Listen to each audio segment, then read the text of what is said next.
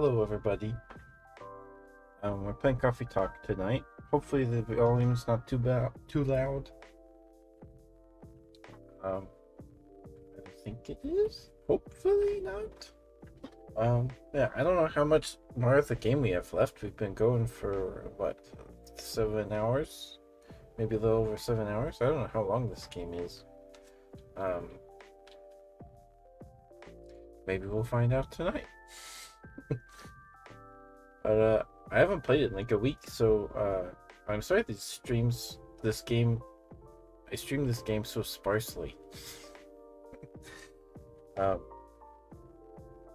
tomorrow, I guess the new Destiny season started, so tomorrow we'll probably play that and check it out. My brother wants me to play it, so and we need to beat the campaign still, so that's what we're doing tomorrow. But tonight we're playing Coffee Talk. I don't know how long we'll go. Probably 2.5 hours, around there. Depends on how my voice is feeling right then, because this is a lot of talking. Okay, here we go.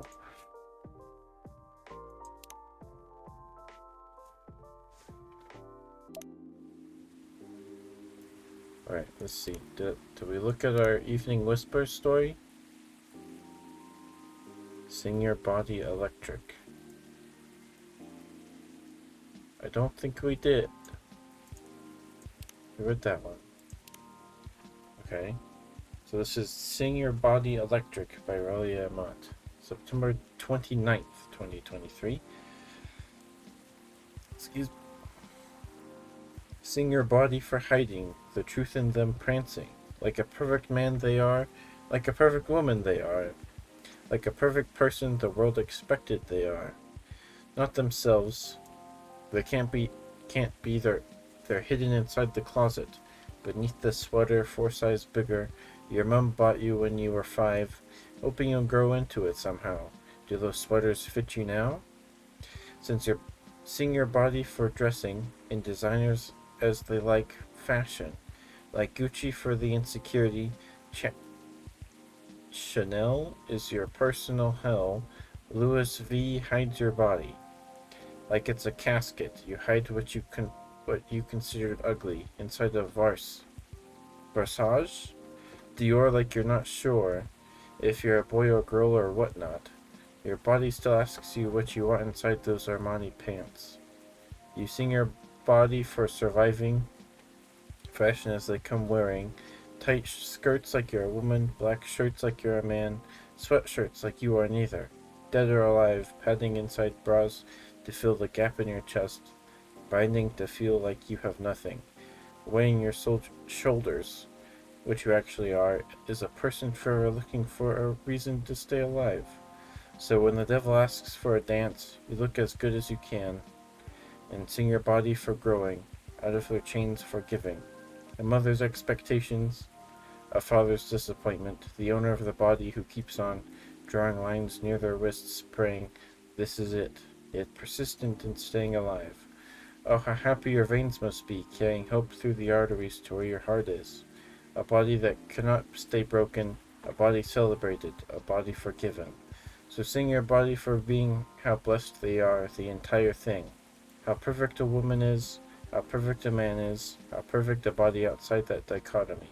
How perfect the soul still looking for a body, fit for themselves, like shoes on the shelf, inside the closet, still waiting to be used. There will be time, pretty high heels. There will be a time to feel like singing your body electric. Sing it fantastic, tantric, like it's time for your nakedness to be alive, proud as you are. Okay. That was nice.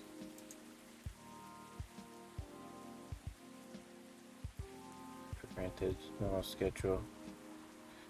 I'm gonna show you where I got. You wanna know where I got all my awesome glasses? Check out my good sponsor here.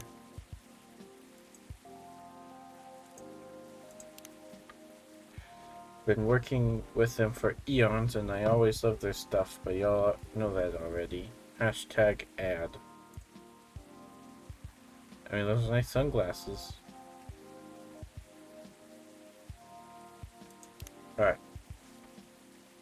Hey, ya.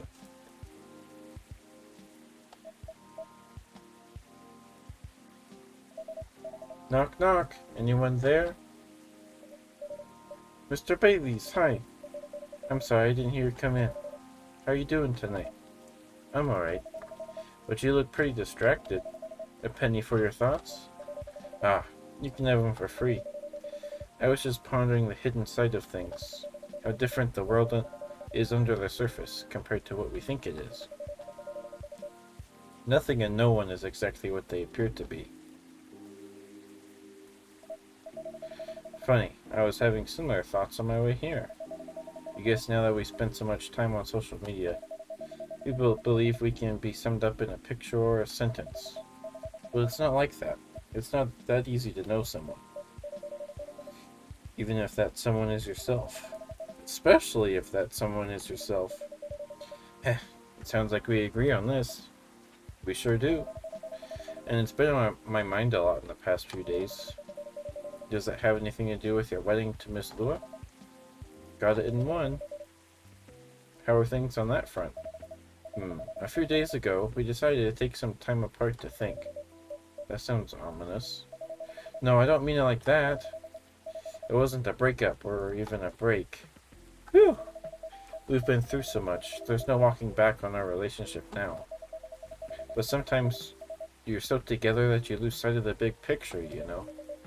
I think I see what you mean. So we decided to give each other a bit of space and figure out what we really want out of our wedding. And more importantly, out of our marriage. I see. Have you made any progress on that front? Do you want the short version or the long version? I'm always here for the full story.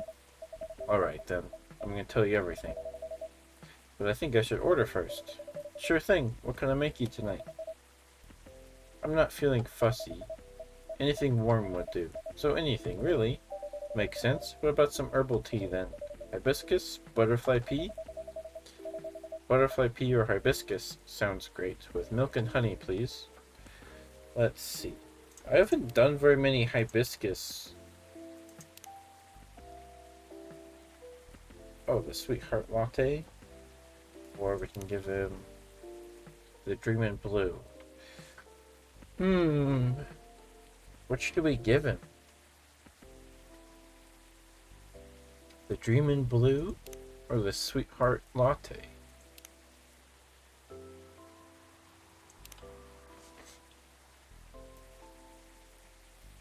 I feel like, I mean, the Sweetheart Latte, the name seems relevant. The Dreamin' Blue kind of does too.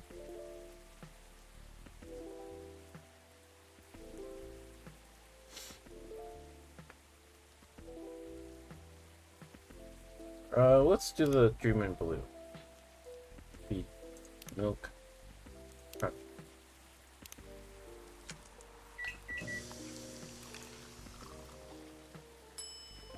Hi Thorn. Good to see you. I hope you're doing alright. Hope it wasn't too hot today. It was really cloudy and windy over here.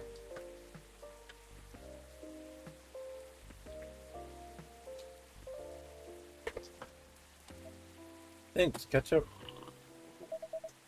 This is so nice, and it brings me way back. Not super hot today, that's good. Glad to hear it. You know how I'm not really in touch with my family anymore. Yes, I'm sorry about that. Don't be. I don't even miss them most of the time. In the end, they're just a random bunch of people, and we don't have very much in common. It's good that you've learned that about yourself, Mr. Baileys. I think so too. But how are you, Thorn? I hope you're alright. There's just one person I miss, but I've been missing her a while now. Ah, someone who passed away, I'm guessing? Exactly. Spot on again, Ketchup. I used to have a very close relationship with my great-great-aunt. When I was little, my parents fought all the time. I still remember in my bones how that made me feel. The fear that one of them, or both of them, would walk away and abandon me. A bit ironic in hindsight, when it was many years ago. Yeah, it's quite normal for a little child to care about their parents, no matter who they are or how they behave. That's true. Anyway, I spent almost all of my evenings curled up into a ball in my room, trying hard not to listen to all the shouting. Except when my gran came to visit. Not that her being around prevented the fighting, mind you. Elven high society is amazing at keeping up appearances, except in front of family. But she got how it made me feel, so she went out of her way to take the sting out of it. She would keep me company and bring me a cup of herbal tea, with milk and honey in it. Drinking this now, with you, it feels a lot like family again. Sounds like she was a perceptive person. She truly was the best of them, until she got sick. Oh no, how did that happen? I thought elves don't get sick. Ah, see? That's a part of elven disinformation. Elves don't get sick with your little run-of-the-mill colds, but they do get big bad diseases like everyone else. And it's not uncommon for us to die from them, except there's this assumption in elven society that if you live the right sort of life, you'll pass away peacefully in your bed. So that's what families say most of the time when someone dies. Incidentally, that also means that they need to pretend everything is fine until the very last moment. So that's what they did to my aunt. They basically shut her in during the last few weeks. That sounds really awful. I did manage to visit her, and she put on a brave face, but it was clear she wasn't happy. But then she wasn't very happy before that either. At least she had you. It must have been a little consolation, but yes, I'm glad I was able to be with her. Ugh, to think I came very close to being trapped with those people. I'm pretty sure she would have hated that for me. A little part of me hopes that she'd be proud of me right now. I'm certain she would be. Thanks, Ketchup. Here you are, letting me blab on again. That's more than fine, but... do you think growing up among conflict might explain why things are, well, a bit difficult to work out sometimes between you and Loa? I definitely think that's part of it. In fact...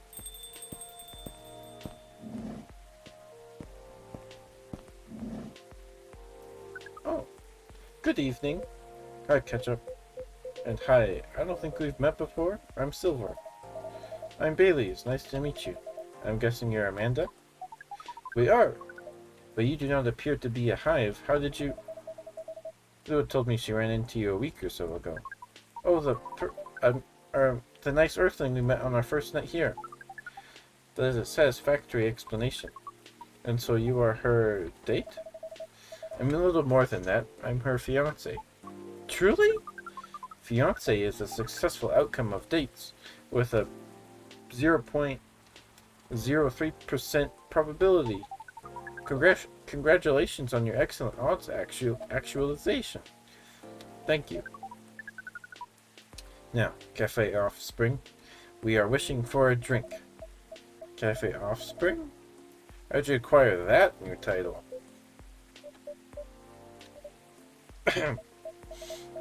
Alright, sounds like something I shouldn't prod too hard. Never mind me. You're about to order, Amanda. We were. And what we wish for is a memorable partying experience. Ah, I suspected something like that. Last visit in a while, huh? That is accurate. I take it you've completed your research on Earth? Almost! We are quite satisfied with the outcomes of our missions. Interesting. That sounds like there's a story there. But first, tell me, what sort of experience are you after? We wish to have something we have never had before. It's time to get creative then. Yes. Take care not to reuse any ingredient you have served us in the past. Oh, shoot! I don't even remember when I served her. Milk, milk, milk. I haven't done that.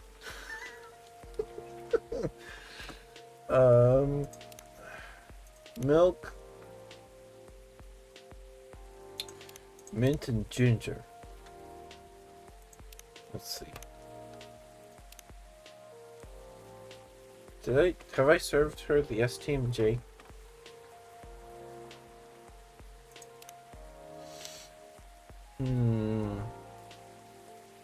I think I've given her...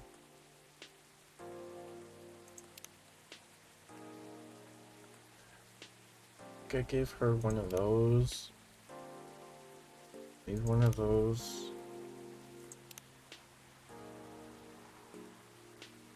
Russian tea.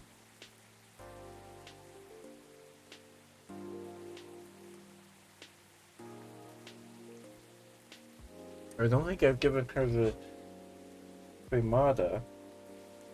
But we can't use any ingredient we've served her in the past. So I think we save here, and if we get it wrong, we'll reload. This might take a while. Take care not to reuse any ingredient you have served us in the past. Oh boy. Oh boy.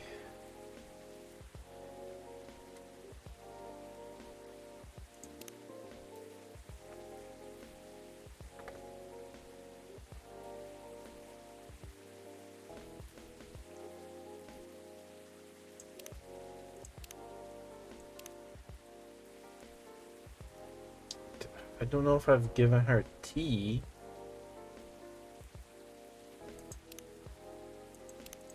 We've only done 2 green teas. So maybe we can do a matcha? Because I don't think I've given her a green tea before.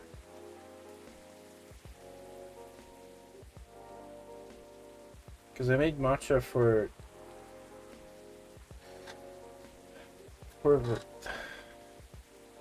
dark chocolate.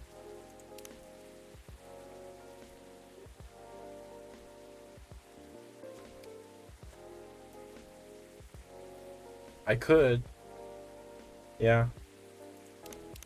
Sure. We'll try that.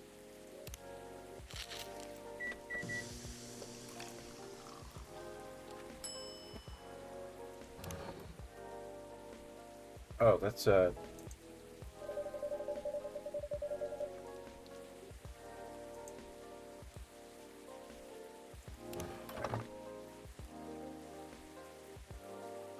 who's I supposed to give Riona's contact info to? Oh, Georgie. Right? Yeah, Georgie. Okay. Here you go. Hopefully this tastes new to you. It does! Okay. Thank you, Thought. That worked. Is at least 56.941% different from anything else we have experienced.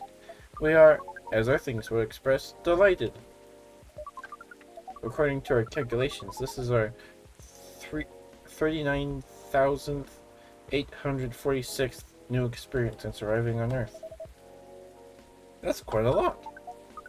Perhaps. However, most of them are rather insignificant in nature. Oh, insignificant in nature. Oh, what about this one? This one is the 99th percentile of significance. Is that good or bad? She means it's very significant. Right, Amanda? Very much so. We enjoyed this place and we will miss it. That's... Don't mind me getting a bit emotional here. Anyhow, I trust the agent gave you no more trouble.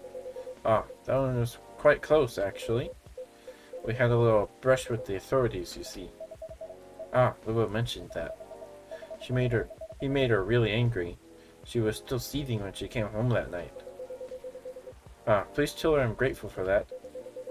Well, the agent kept looking into things even after his second visit here. That's where your help really came in handy, Ketchup. My help?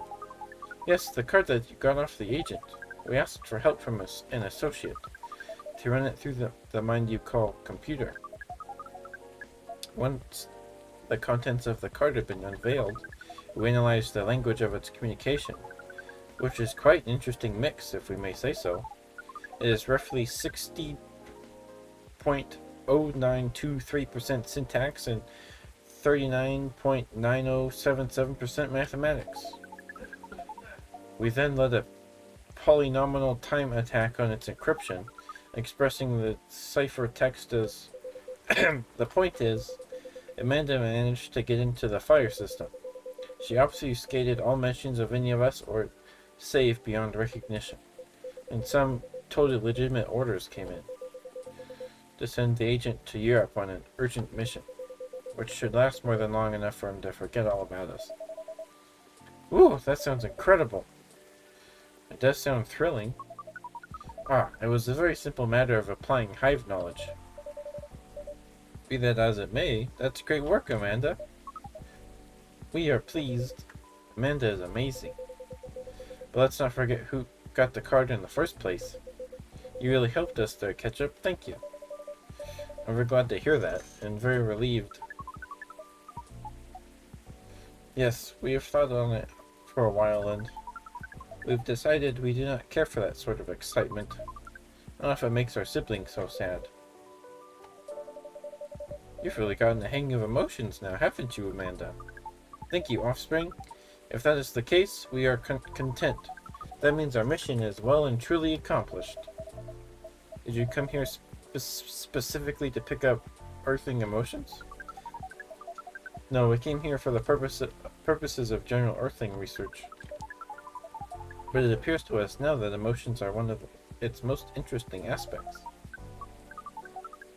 We will be submitting you call it, academic paper. Uncontrolled stimuli and reflexive neural patterns, deep-level communication in hive versus non-hive species. Wow. That's how you know it's serious research. I don't even understand the title. Amanda always was the brains in the family. That wasn't your only mission though, Amanda, right? If you're leaving, does that mean... Yes. Pearl and I did go out on a date. Right, you're looking for love, aren't you? I am. I was, I think. I think I may have found it. Wait, wasn't the first date a really short time ago? Just a couple of days. But I've been waiting a while, and I really think this is it. When I took up this mission from the hive, when I came to Earth, and during the entire process when I changed and changed, what I was hoping was that someone would see me for who I am. And you really think she does? That's so great, but I'm curious. Doesn't being in a hive provide that experience of feeling seen? It does and it does not. In fact, we hope that is something our research might improve. The hive sees thoughts and desires honestly, but it is not able to communicate the reasons for those desires, the emotions, as it were. We do not dwell on those, nor will we start to do so in excess. But it seems to us now that they may be worth conveying, at least to some extent. Yes, what Amanda said is part of it. I was very unaware of my emotions when I first came to Earth, and I was really bad at communicating them clearly to others. In some ways, I still am. It will always be harder for me to grasp them than for most people, but when I started to understand them, I was both fascinated and scared, which is not an uncommon experience, I think. It's really not. It requires a good deal of courage to look at your emotions honestly. It certainly requires some time. And even more time to find someone who can look at them with you. Not get scared and take them as they are. Someone who can see you clearly and kindly. It's a precious thing when that happens, huh? A rare and beautiful thing. Has that been your experience with Lua? It definitely has. I almost forgot how much it mattered, too. I'm lucky that I have good friends who remind me of that. Does that mean you and Lua found some answers? Oh, Oh, the heck with it. I can't hold my tongue any longer. I'm sorry to interrupt your goodbyes, you guys, but Ketchup, I'd like to officially invite you to a little surprise ceremony, which will take place 3 days hence. Wow, that's some answers indeed. Yeah. Taking a little time to think really cleared our heads. We had gotten bogged down in the details, and our own insecurities, to be honest. So we decided to make it simple again. No fuss, no massive expense, nothing like that. Just us and our closest family members, whether we got them at birth or chose them ourselves. I am very touched, Mr. Baileys. Ah, come on, Ketchup. You know you mean a lot to the two of us, as does this place. Speaking of which, we also have Hyde's invitation here. A what special invitation card for a certain someone. Okay, gotta give that to Hyde. Well, Hyde and Gall's invitation, seeing how that's his obvious +1. Would you give it to them when you see them? It would be an honor. Silver and Amanda, I don't have a card for you, but you're in the cafe family as well, so I'm sure Lua won't mind. Would you like to join us for the party? Party? This is our first experience being invited to a party. It is 99.999% pleasant, and a 0.001% disappointing that we have to refuse. Yeah, I truly appreciate the offer, Baileys, but sadly we're leaving Seattle tomorrow. Really? That's more sudden than I expected. Are you going back to space then, Amanda? Not yet. We are going on an adventure. That sounds very exciting. It really is. Amanda and I are taking a trip through the country. Maybe even a bit further, if we've got time. We're basically going to be tourists. Tourist is such a fascinating concept. Although our sibling explained it to us multiple times, we still find it very hard to comprehend. We always thought that traveling must have a mission, a purpose. But it seems that tourism is traveling with no other purpose than traveling. Which is in essence circular reasoning. It may well be, but it's still a lot of fun. In fact, I'd say that's the real purpose of tourism. To have fun, to relax, to see beautiful things. To enjoy life, you know? Enjoyment as a purpose. That is news to us, but we are 99.999% excited to try it out. And so am I. I've never been out of Seattle since I arrived. I guess I was afraid that I wouldn't be able to blend in. That I would have to restart everything from scratch. But knowing that you're here, Ketchup, that I always have a place to return to where I'll feel home. Well, that makes me a lot less nervous. I'm very happy to hear that.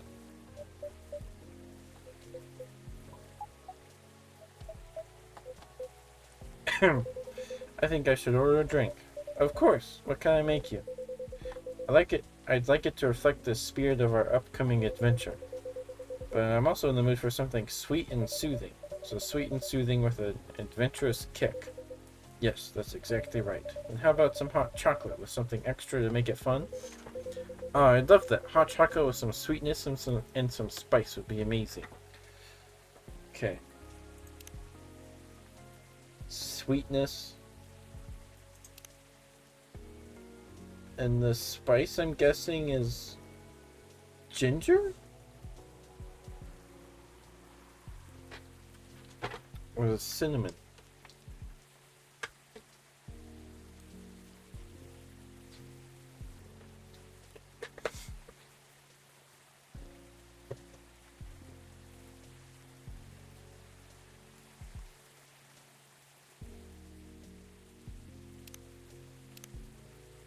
Chocolate. Smash Sahara. Is it ginger? I feel like when they say spice, I feel like it usually means ginger.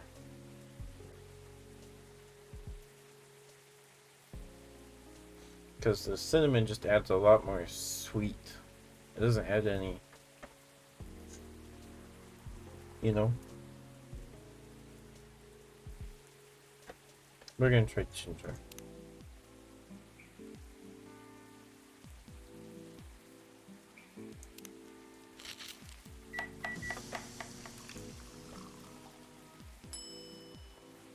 Yeah, that's gotta be it. There's a little spaceship in it.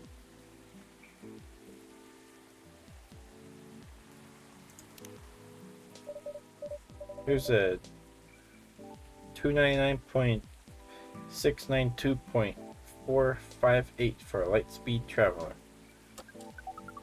Oh, we like this name. It is evocative and adventurous. Evocative? Yes, it is the speed of light, Is the speed of light not evocative of great adventures? The speed of light. Oh wow. Way to target your audience, Ketchup. Thank you. But do you like the taste, Silver? I love it. This is exactly what I wanted. It's got the spicy kick of ginger to start with, which keeps you on your toes. But then the honey makes it sweet and comfortable. In fact, it reminds me of you, Amanda. How does the taste remind you of us? I guess she's saying that you're sweet, but with a strong character as well. That's about right. We do not entirely comprehend it, and yet we are pleased. Well, that's settled then. Whenever you miss Amanda, Silver, you can come here and I'll make you this drink. I'd like that. Thank you, Ketchup. Wow, careful there! You don't want to spill a drink you enjoy this much. Oh, you're right. I'm just so excited I can barely sit still. I can imagine. A first trip across the country is a big deal. It is, but that's not the only reason I'm excited. Okay, that was quite the dramatic pause. I really want to know what you're going to say now. You guys seem to lead very interesting lives. Oh, not at all. I think I'm quite a boring person. With a secret society and an alien background. It's true that some of my life circumstances are a bit unusual, but this particular thing is very commonplace. Our sibling is excited because his date will be joining us. And in fact, we must be fair and acknowledge that we may have misjudged her based on her lack of facial symmetry. Although Pearl's features are 9.231% different from left to right, we agree with her movie analysis 99.99%. Wow, hold on. Amanda, you have met Pearl, and you talked about movies? And now she's joining you two on a holiday? How did any of that happen? We watched orc westerns all together last night. Pearl likes them a lot as well. You don't exactly sound thrilled. Fortunately, she also likes space travel offers. Aha! I see. Learning couple compromises the hard way. I suppose so. Well, I'm glad to hear that she's met Amanda and that they got along. Does that mean she also knows where you're from, Silver? She does. In fact, I told her about that on our first date. Wow, that's very brave. It's very hard to put yourself out there under any circumstances. To reveal something so vulnerable to someone you've just met and are starting to like, it takes guts. You're very kind, but I don't think so. To be honest, I didn't planned it that way. Although, I've always felt safe here with all the regulars. I know that not everyone would be open-minded about me. So I wasn't sure I'd say anything to Pearl that night. But as we were talking, I was so happy to learn more about her, about who she is. And I realized I didn't want her to have an incomplete picture of me. My past is a part of me. If my goal is to find someone who sees me for who I am, then she needs to know about that too. And in the end, that was the right decision. Well, I will say that if she'd heard your story, and that changed how she viewed you, then she wouldn't have been worth your time anyway. That's fair. But still, even knowing that, I admire you a lot. The truth is, and this is a bit of a strange thing to say, but I think I'm proud of who I've become. And I want the people I love to be proud of me too. What is proud? Hard is... For yourself, I think it's when you start to be satisfied with what you're achieving. Especially if you have to fight to get there. And for others, it's when you think of someone you care about. Consider who they are and the way they're acting. And it just fills you with joy. Ah, we see. Then we are definitely proud of you.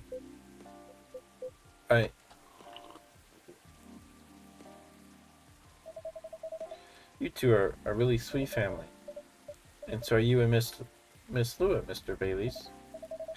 True, chosen families can also rock. Yes, when we met Pearl, we came to a conclusion. There's no difference in nature or expression between a family that you are born with and a family that you acquire by choice. Both demand work and understanding. There may be minute differences in the specific process, but the bond appears to be 99.99% similar in the end. So it is. Well, we should probably get going. Yes, we must go back. Go pack. First time I see someone get excited about that specific part. What Amanda really means is that I must pack. Well, she analyzes the earthling ritual of folding shirts, rolling up socks, and so on. Precisely. This is further information for our research. We are thrilled. Good luck, Silver. Indeed. Do enjoy your trip, both of you. I hope you'll tell us about it when you're back, Silver. I will. Good night to you two. Then. Hasta la vista, strangers. Huh? Or questions. Ah. Bye, you two. Hasta la vista, strangers.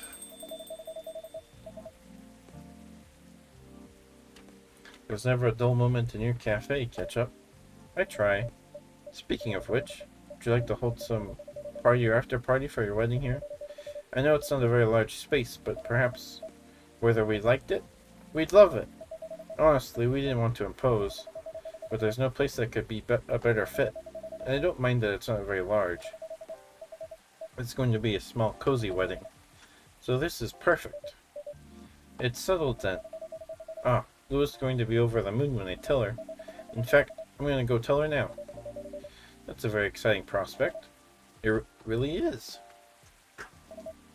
Thanks again, Ketchup. You're like a guardian angel for us. On that note, I'm off. Good night. Well, that was a short night. Feels like it anyway. More like a guardian hive mind. Good night, Mr. Baileys.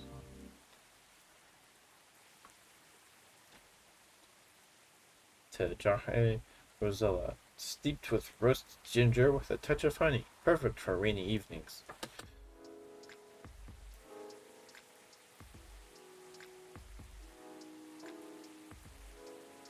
Saturday, September 30th, 2023. Let me drink some water real quick.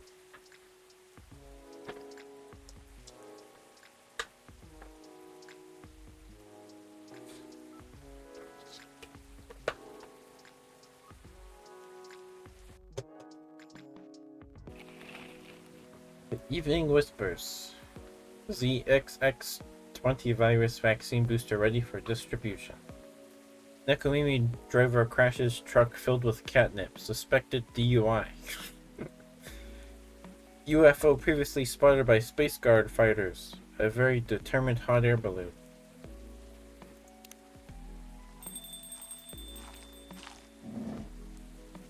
It's Myrtle!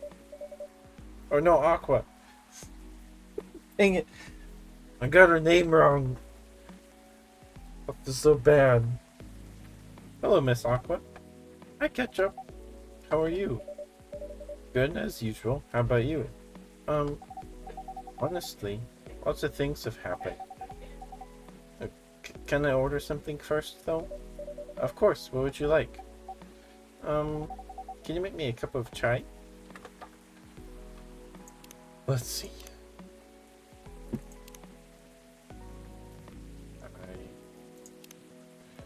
How to make a chai? I don't know how to make a chai. Is it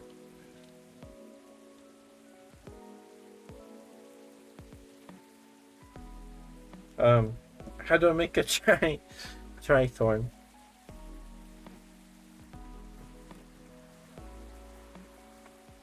I'm not sure I know how. Ginger cinnamon. Okay. Ginger cinnamon. Thank you. Oh, excuse me. I appreciate you. A cup of masala chai for the lady with eclectic tastes. Thank you, it's delicious. You're welcome. So, you were saying? Oh, right. It's just, I've been busy working on my game. Ah, I see. How's it going? It's pretty difficult, but I'll manage. I'm glad to hear that. How's that contract you talked about the other day going? Oh, that! I rejected it, of course. There's no saving it, really, which is a shame. I truly like their games, but with all that shitty requirements they had, I could tell they looked down on us small developers. And the scary thing is, if I hadn't known what I know now, just because they were a publisher I loved a lot, I would have overlooked all that. That's understandable, though. I trusted them not to take advantage of you. Well, it has to be fair for both of us, right? Because at the end of the day, it's business. But, I don't know.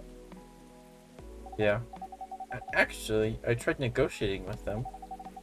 Because I wondered if they still had any good faith left. Don't tell Martel, okay? Okay. But as I expected, it really didn't go anywhere. Instead, they insisted they're doing me a favor since I'm just a small developer. And I wasn't thinking rationally or in business terms. Oof. It doesn't sound like good faith to me. Right? Considering the unfair conditions they're expecting me to accept. They could have at least been polite about it. I doubt they care though. Her animations are too cute. It's too cute. I doubt they care though. Yeah. That aside, Myrtle is coming here soon. Great! So you two made up already? Yes. We apologized to each other. Nice. I know I was probably being a little confusing. I didn't explain the context I applied to the situation very well. But she made it clear that she understood why I was anxious, and she apologized for assuming. That really helped. Now she's helping me speed up development. I'm happy to hear that.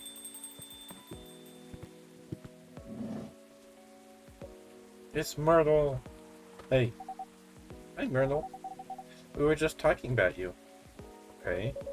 Nothing too terrible, I hope. Don't worry. Only all the good stuff. Anyway, sorry Ketchup, I won't be ordering today. Why?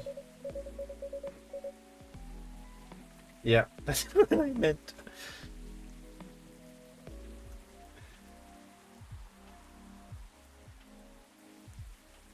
We don't have time. We're going to the expo sale, right? Oh, you're right.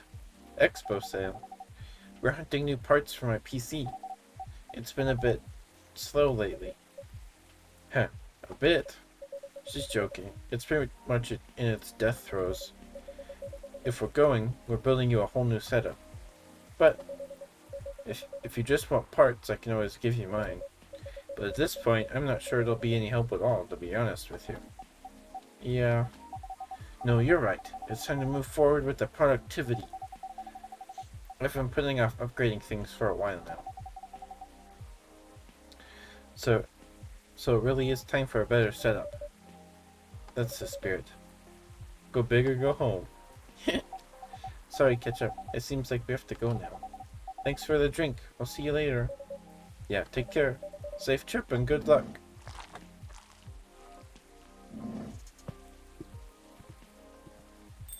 Yeah, they didn't pay. Let's see. I guess I'll go over today's checklist.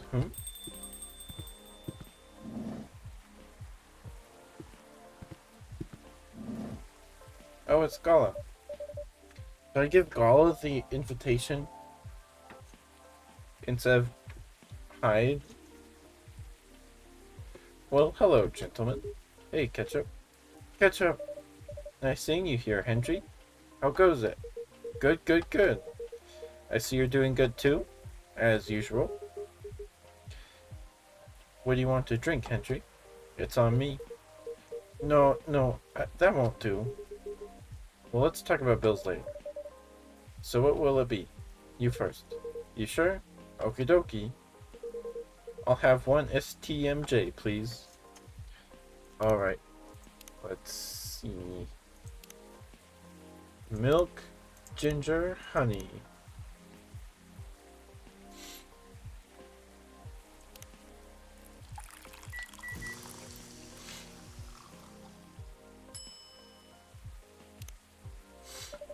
One STMJ coming up.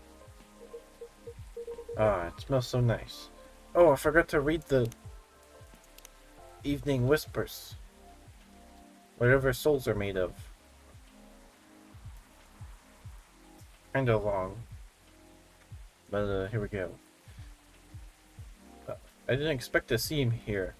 The coffee shop around the corner of this busy city, my safe place.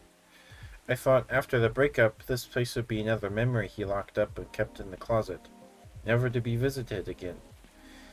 He hadn't seen me yet. Good, I convinced myself.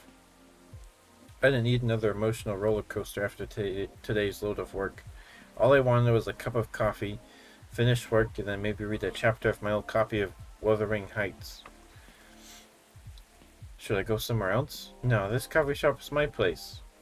I was the one who introduced this place to him. It should be him who leaves this place.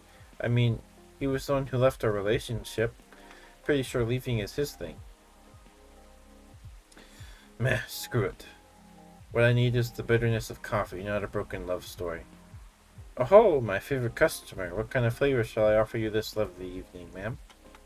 A cup of cappuccino with less of the weird-ass flirting, please. Lyra sported her signature cheeky smile. Her fingers danced on the cashier's keyboard while she logged my order. Salty today, are we? In here I thought my weird-ass flirting is the reason you kept coming here. Always with a cheerful attitude. She was actually one of the reasons I kept coming back. If I ever let that slip, though, I'd never hear the end of it. The pretty barista was dosing with coffee as she studied me and my restless face. Hey, are you meeting him? He's been here for a while, you know. I watched her tamping the portafilter. Sorry, it's a big word. Portafilter as I collected myself after that question. I don't even know he'd be here. We don't talk much nowadays. Should I kick him out? I have the power to do so if you want. No, that's fine, but I could use more of this supportive Lyra in the future. Keep this attitude for me from now on, okay? The banter felt thin. Nervous, maybe? But why would I be? We're over. End of story. Well, good luck, girl, Lyra imparted me with her sincere smile as I left the counter to go to my table. I sipped my cappuccino as I switched my gaze between my laptop and the shop's decor. Wuthering Heights laid there, my bookmark sticking out near the book's spine. You remember?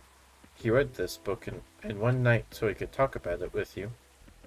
A thought came dancing unannounced. After a while, he finally made his move as he approached my table. Can I? He asked, his hand on the chair in front of me. I stared at his eyes for 2 seconds before I answered with a shrug. So, how are you? He began, letting a silence pass beforehand. Better than ever, busy as ever. My eyes laser focused on my screen. Don't look at him. Do not look at him. Heh, that is so you. Well, sorry for trying to survive in this world. Pretty sure he was taken aback by my cold retort. Duh, I didn't need to see him now. Go away. Sorry to come here to your safe place. I just want to check on you. Just wanted to see if you're okay. Of course he knew this was my safe place. I was an open book to him. Always had been. Well, I'm as good as any broken-hearted office lady could be. So job's well done, pretty boy. Shit, old habit. Came back to me. You're still angry with me. That wasn't a question. A full-point sentence observation. You know what? I was. But shit happened and maybe we were just not meant to be. And that's that. I could live my life. I could live my life fine without you before, and I can certainly live my life now. Another silence as we stared at each other. Sorry, work. Something else came up, demanding to be taken care of. I steeled myself and gave him my best cold stare. I wasn't going to show him how broken he had made me. This girl was ready to take on the world, and the sad love story would not be her downfall.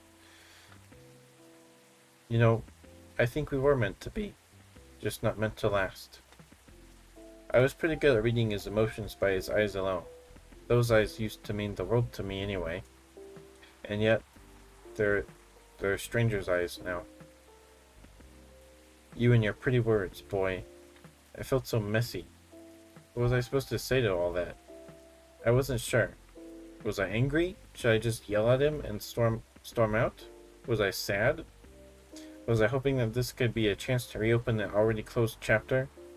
I wasn't sure. That just felt like a mess. I looked at my copy of Wuthering Heights. Whatever our souls are made of, yours and mine are made of the same. Maybe we should have known that isn't a good thing. Just like how that book goes. I couldn't help but give him a smile, albeit not a happy one. Of course, a part of me wished that this could be a chance to rebuild the burnt bridges. Wouldn't it be nice to have him back in my apartment like we used to? There's still a part of the world we haven't visited together, isn't there? Well, the story is finished. No use thinking about it now. It's over. That's what you want, right? He said that and sat there, silent, his stranger's eyes on me. Just because our story ended like this doesn't mean you were not the best thing that ever happened to me, you know. Of course I know that, I replied, trying to be as quiet as I could. One wrong word and I just knew my tear ducts couldn't hold it anymore. What's with this messed up situation? Did we think this would happen when we promised to be with each other? Whatever our souls are made of, his and mine were made the same. We promised never to haunt each other, didn't we? Oh boy.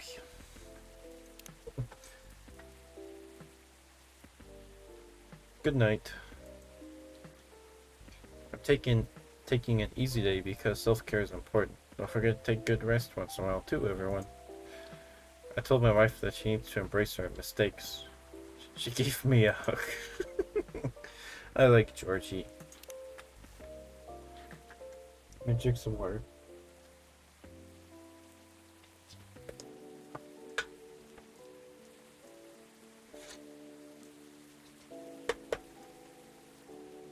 Ah, it smells so nice. Spot on. Thanks, Ketchup. You're very welcome. How about you, sir? Oh, it's my turn. Something with ginger, please. Anything else with that? Well, what would you recommend? Anything from your new tea line is fine. Oh, I see you have a newer selection. Yes, we have blue pea and hibiscus tea available. Hibiscus, huh? You should try Tejahe Rosella. It's pretty good for this kind of weather. Sounds familiar. It's ginger steeped with roselle buds, another name for hibiscus. Anything else in it? Well, it's a bit sweet. Interesting. I'll try it then. Tejahe Rosella.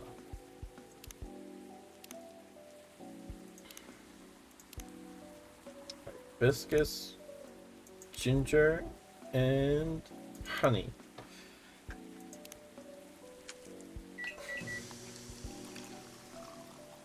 And I'm going to give him the invitation.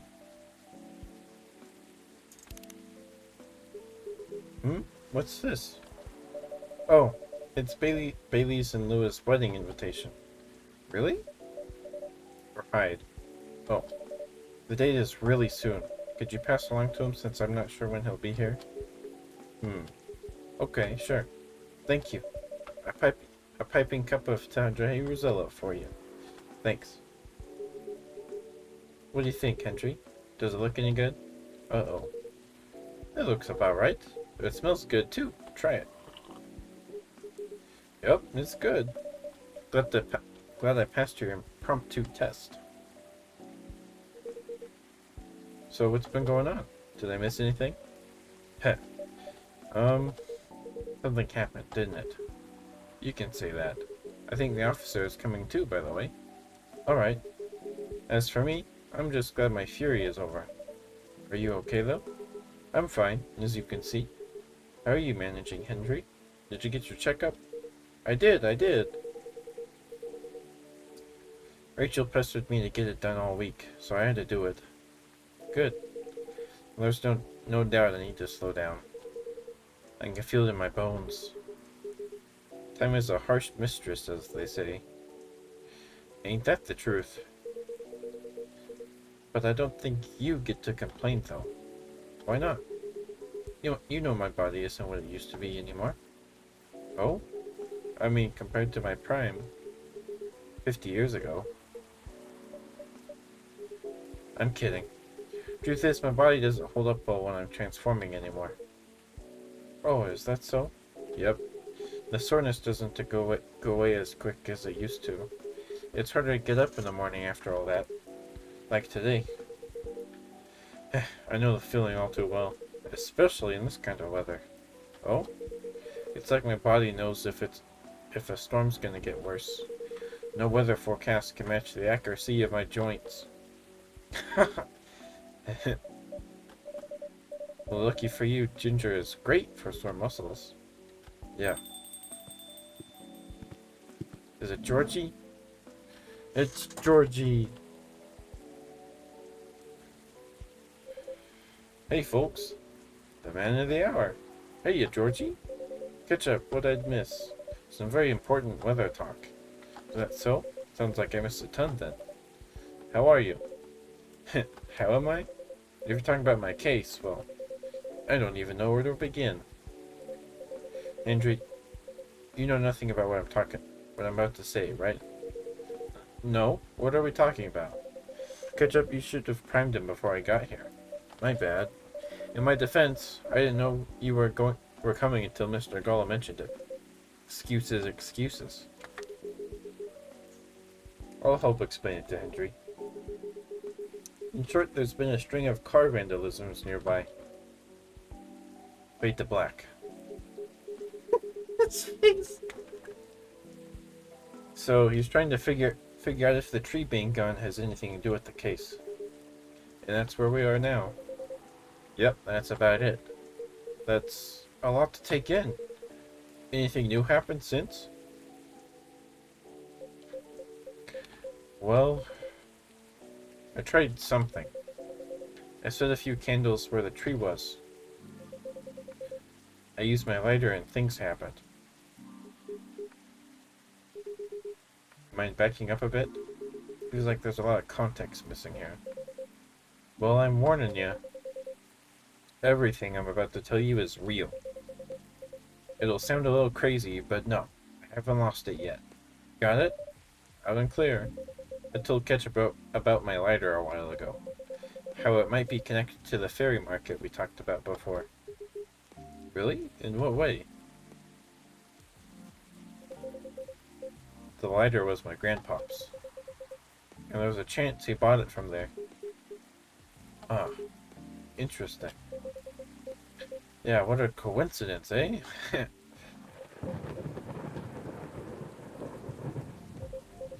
Anyways, my daughter likes this sort of mystery stuff, right? After talking to her about what's been going on, she believed my lighter was the key to making sense of all this. It gave me some pointers.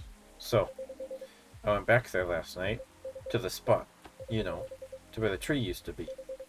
I lit a few candles there, and put the lighter right in the middle of it all. I'll be honest, it was spooky as heck. The air was still, and I felt tension in my head.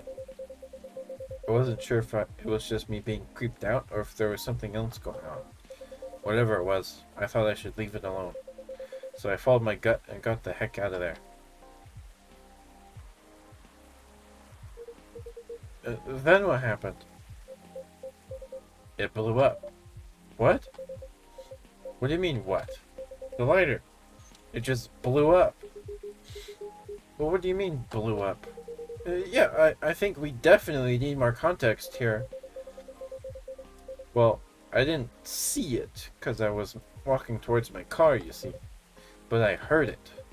Pthaw! There was a whoosh, followed by a couple of clink clinks. Pthaw? What kind of sound is that? You know, like something small and metallic blew up. Wouldn't bang work better? No, that's a shot. Wouldn't want to confuse y'all with that. But pthaw is... What is that? You know, pthaw. And then what happened? Right, okay. Then I immediately looked back to see it had fallen over, with its lid open. The flame, it was burning white. Wow. Ain't gonna lie to y'all, I freaked the frick out.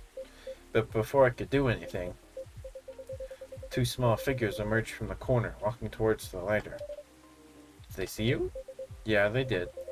They inspected my lighter while I was just standing there. And then they asked me straight up, "Is this lighter yours, guy?" I said, "Yeah." Then I fired a question back. "Are you the ones who've been messing with cars around here lately?" And they said yes. Well, sounds like case closed. So, they weren't ghosts? Hell no, thank God for that. Then who are they? Let's just say they were close friends of the deceased. They're part of the fairy folk, but I didn't expect them at all. Didn't expect? Do you know them? Kinda. In fact, they owned the gnome noms near my place. Oh wow. Did they know it was your car then? Nope, because I only order takeout. And I usually walk there. What was the reason for all the vandalism then?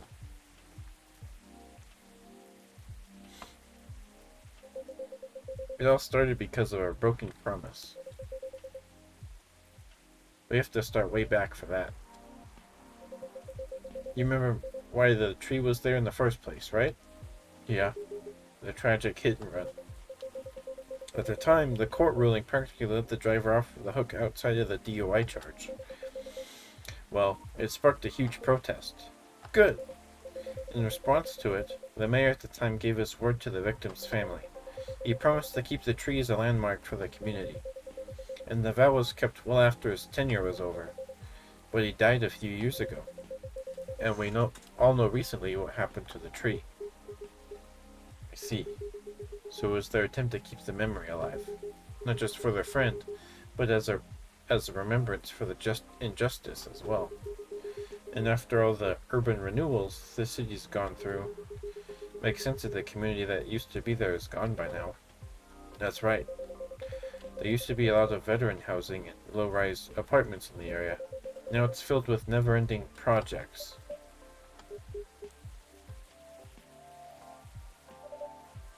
You okay? Oh, yeah. Sorry. There's something about it bothers me a bit. Like what? Their unique disposition after they pass. It bothers me that their own memories are insufficient to ensure their existence. And by failing to remember, we, the outside party, will also gradually lose track of their existence. It just doesn't feel right to me. I get what you mean. An auto-erasure of existence. But apparently, that's why they keep animals. The Gnome Nom's owners told me they have a large mastiff living in their place. Others even take care of multiple animals at once. Interesting. I suppose that's why some folk prefer living near the wilderness. But animals don't live long either. Right. But the erasure starts happening if they're completely forgotten, right? Something like that, I guess. I'm not sure. Right, okay. But that doesn't normally happen anyway? How do we pay respects or remember someone who died a long time ago? Like our ancestors, for example. It's our call, isn't it? Every April, Rachel and I would visit my wife's grave. We used to visit her grandparents' graves too, when my wife was still alive. If our extended family was visiting, they'd join us. We clean their gravestones, bring food, and have a feast while catching up. It's how Nekomimis honor the dead, and I'm sure the other cultures have their own ways too. Right. I truly think continuing the tradition is something we do for ourselves, though. To remember the deceased and all the reasons they mattered to us. So, except for the weird erased memory part, it sounds on par to me. It's the effort of the living to remember the dead anyway. You're right. Unless you believe in life after death, memories are for us, not for the dead. Exactly. It'd be great if we could all remember and help each other. Because keeping track of any sort of history is a team effort. Since the best way to gain wisdom is to learn from the past, whether it's bad or good. Yeah. Speaking of the Nom Noms owners, though, what happened to them after all that? Alright, did you arrest them? Nope. Huh? Are you going to let them go? Not necessarily, but I got an idea of what I have to do. Right now, I'm just happy there's no ghosts involved. Still, it was truly something else. Yeah, what a night it must have been. It is what it is. What's up, big guy? Something on your mind? No, nothing. A shame about your lighter, that lighter of yours, though. Oh yeah, it's probably busted, right? That's the thing. It works just fine, not even a scratch. Really. But that thing blew up, didn't it? Like, patha! Heck, we even debated about the sound effects and everything. As I said, it still works fine. So I don't know what else to tell you. I see. You wanna know what I think? No. It's haunted. No, it's not. The thing is definitely haunted. What are you talking about? The white flame is a bit unnatural, I agree.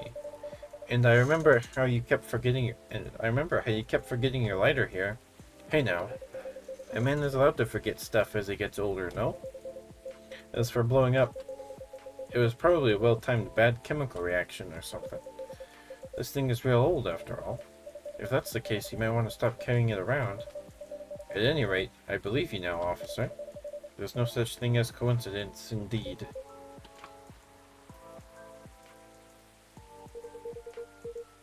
I still think it's a ghost, though. Shut it, Henry. Shush. In any case, mystery solved. For now, at least.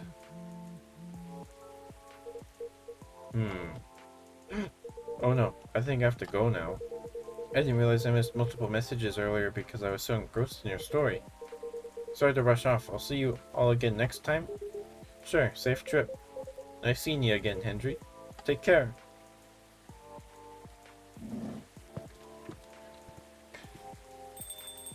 I like Henry. Let me move over there.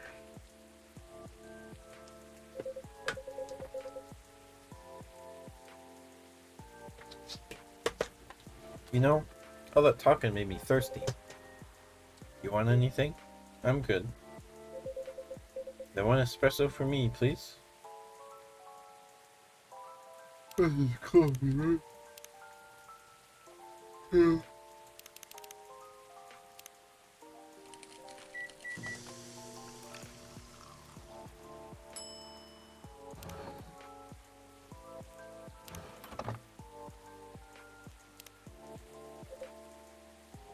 What is it? It's Miss Fiona's number. She asked me to give it to you. She said she can help you find someone if you need it. Or if you need any information from her. See. Well, I'm sure it'll come in handy. Thank you. There's your espresso, officer. Thanks. Great as always. So what's next, officer? What's your plan after this? Other than talking to him? I guess I'll focus on the rumors. Word is going around that cars are being messed up there. That's kind of expected though, isn't it? There's no point in adding to citizens' worries when the case is pretty much over. I don't want bad press to paint over the area's history. You're right. There's nothing like rumors. Without being stopped, they'll just spiral out of control. Time to leave, I guess. Duty calls? Something like that. I suppose I'll do the same. It's quite late after all. Thanks for listening to us, Ketchup. The old men ramble. The pleasure's all mine. Well, take care and see you later, yeah? Have a good night, Ketchup. Safe trip, you two.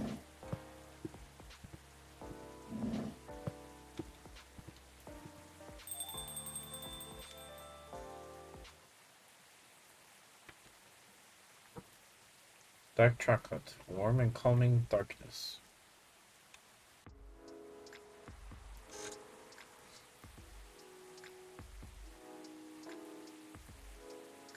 Sunday, October 1st, 2023.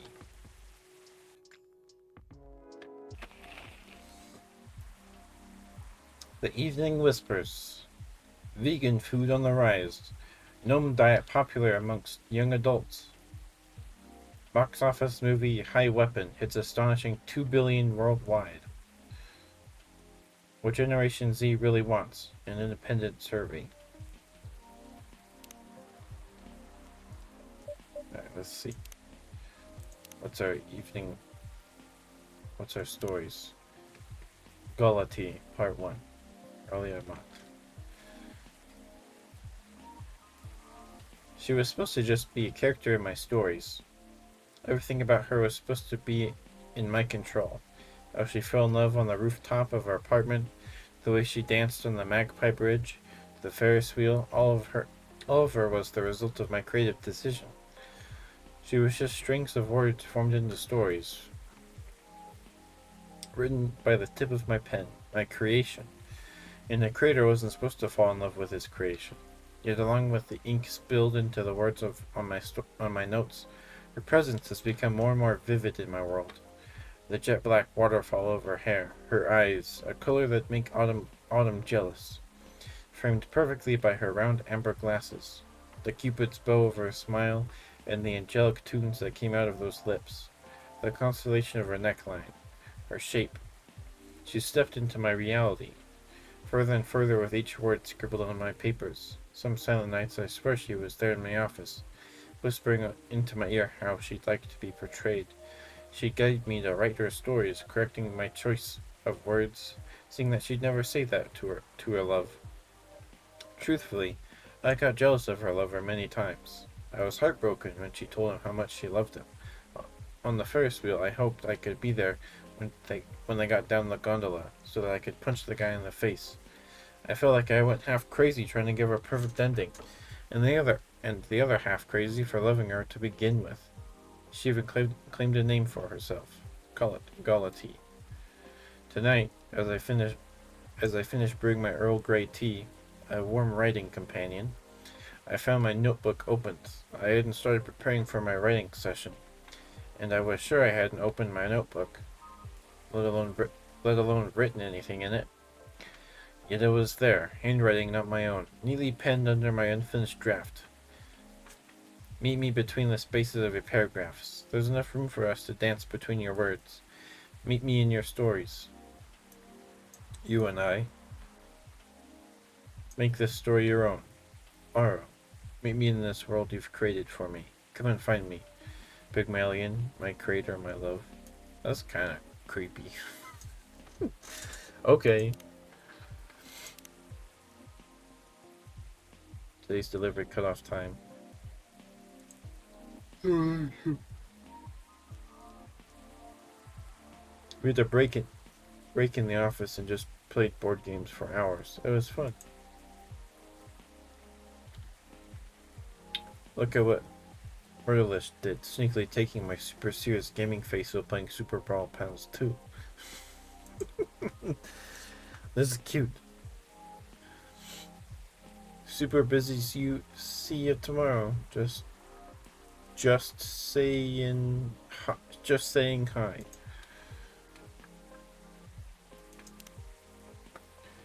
All right.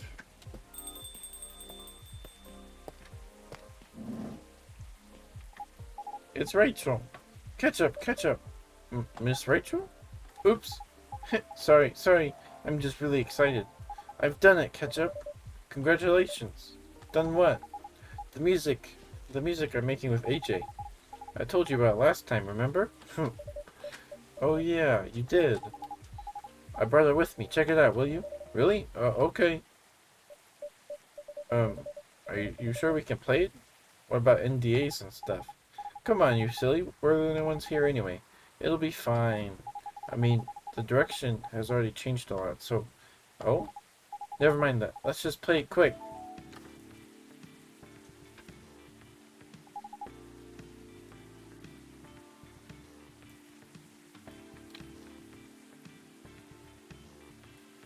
What do you think? I was inspired by the drink you gave me. Sweetheart Latte, wasn't it? That's right. You composed the melodies? With Army, yeah. So, like, I know with a name like Sweetheart Latte, you'd expect something a little more fun sounding, right? But hearing how you made the drink reminded me of something. Like a new love's beginning, or thinking about your crush. The sourness of anxiety and the sweetness of a promise. There are a lot of steps to keep the delicate balance going until you get to the point where you decide to confess. I think I see where you're going with this. Yeah, just like the drink, right? It needs the perfect balance of ingredients and temperature to mix properly, doesn't it? Or it would curdle, yeah? That's a really interesting take on the name. There's just one thing I'm wondering about. What is it? If this is supposed to be your new single, wouldn't everyone expect to hear your voice? I know, but I'm planning something. You'll see. How are you, by the way, Ketchup? Just fine. Business as usual. Thank you for redeeming first, Thorn. I appreciate it. And congrats. You're here, too. Yes, you are.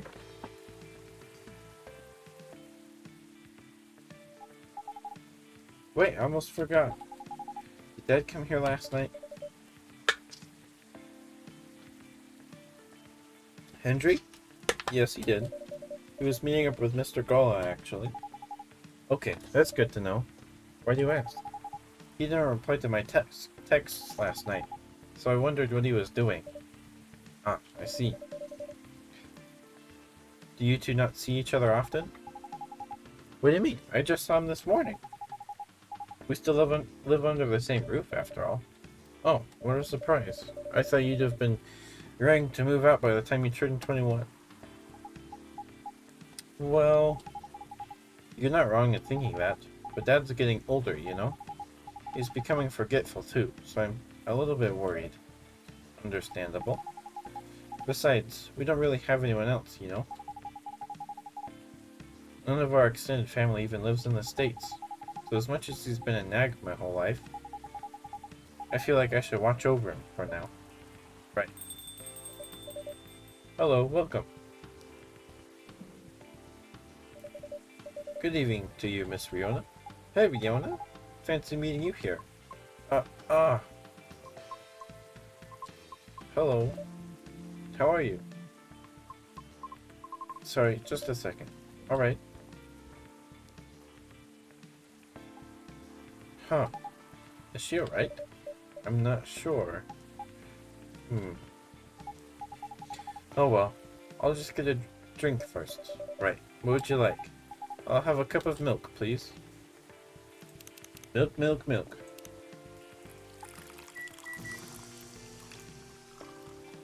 Milk. Here you go. A cup of warm milk. Thank you. What's up? Oh, nothing. Just remembered something. But it's nothing special, so don't worry about it.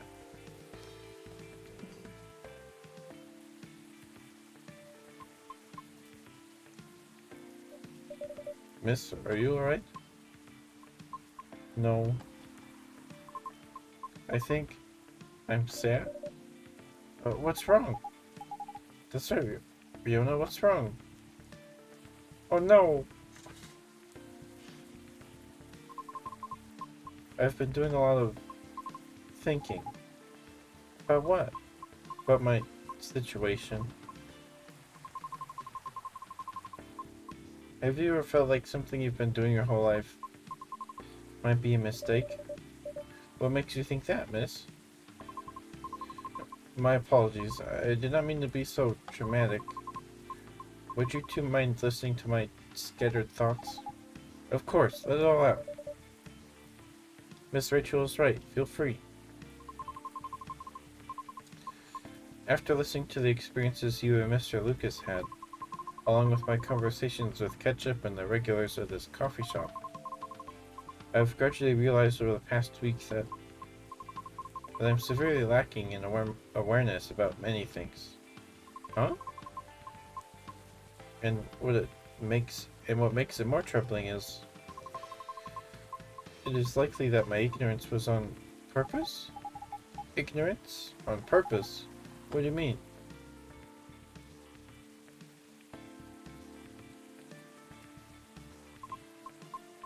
Miss Rachel, the position you hold today is a result of your efforts and tenacity. You honed your talent, but you did not shirk from taking risks in order to succeed. Your knowledge of the industry has enabled you to successfully navigate it, and I greatly respect your ability to do so. Mr. Lucas also. Although I do not fully understand his content, he is successful enough that people earn a living through his work. I am aware that must require a great deal of courage and flexibility. To put it simply, I feel ashamed of myself, because I may have become too comfortable with the status quo, to the point that I no longer strive to improve my situation. Are you really, though? I mean, you've been trying your best, right? I've been trying, yes. But have I been trying my best? That's debatable. And about my intentional ignorance, I'm simply afraid. Afraid? I understand that I only have a small chance of being selected for a role in a play. I really do. I understand it's due to my lack of network and industry's expectations, along with my lack of higher education, and for the simple fact of what I am. I'm truly fine with all that. I really am. Because all of it is a pain I am already familiar with. And perhaps somewhere in the deepest depths of my heart, I'm having to face unfamiliar rejections again. Having to get used to new pain all over again. Just might be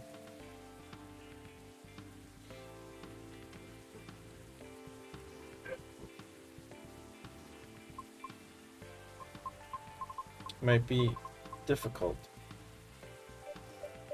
Miss, I apologize for all this ruckus. I didn't mean to, Miss Rona. Would you please allow me to make you a drink? It's on the house. But Ketchup insists, right? Right. In that case, I'd like something made with blue pea, but no milk or ginger, please. Let's see. Blue pea with no milk or ginger. Aqua's Tranquility.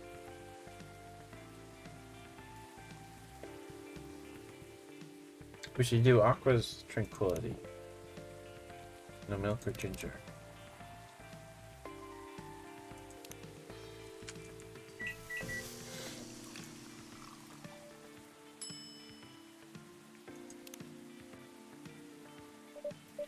Here, I hope you'll enjoy it.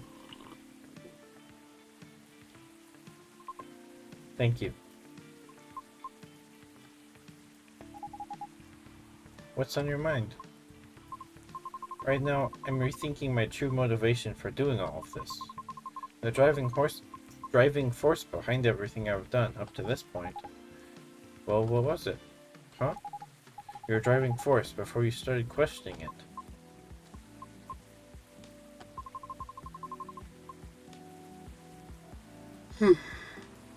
I wish to break free from the shackles of prejudice, whether it's society's or my own. Not only for myself, but also for my kind. I see. So it doesn't have to be opera, right? Pardon? Reaching that goal can be done a lot of ways, like politics. Huh. You're not wrong, but... That was just an example, jeez. But I admit, being an entertainer is probably the fastest way to win people over. Well, that's not what you want to do, is it? My heart trembles for the opera. That I truly wish. That is why I wish to pursue it, as long as I am able. However, I believe it also time for me to consider expanding my horizons. Oh? I simply do not wish to be trapped in my own fear forever. Although I do regret that my one-track-minded efforts may have been in vain. I don't think everything you've done so far is in vain, though. Hmm? I always believe in sincere efforts. But never mind that. What are you going to do now? I'm not sure. I already rejected Mr. Lucas's offer. Lucas? He's an influencer who's been coming here recently. Why does that name ring a bell? Oh, wait! You know him? Not closely, but I think we follow each other on Tomochill. If it's even the same Lucas, I mean. What was the offer for? I was offered a spot on his new show. Where he's still unsure of the format. His aim is to elevate underrated talents. Showcase and interview them in order to bring their work to the forefront. I see. So what? So what if you rejected his offer? Call him. Huh? Or text him. Tell him you changed your mind. What's the worst that could happen? People are allowed to change their minds. If he rejects you, well, that's his loss, isn't it? I'm not sure it'd be his loss necessarily. Shh. Just do it. Text him. Yeah. Oh, okay.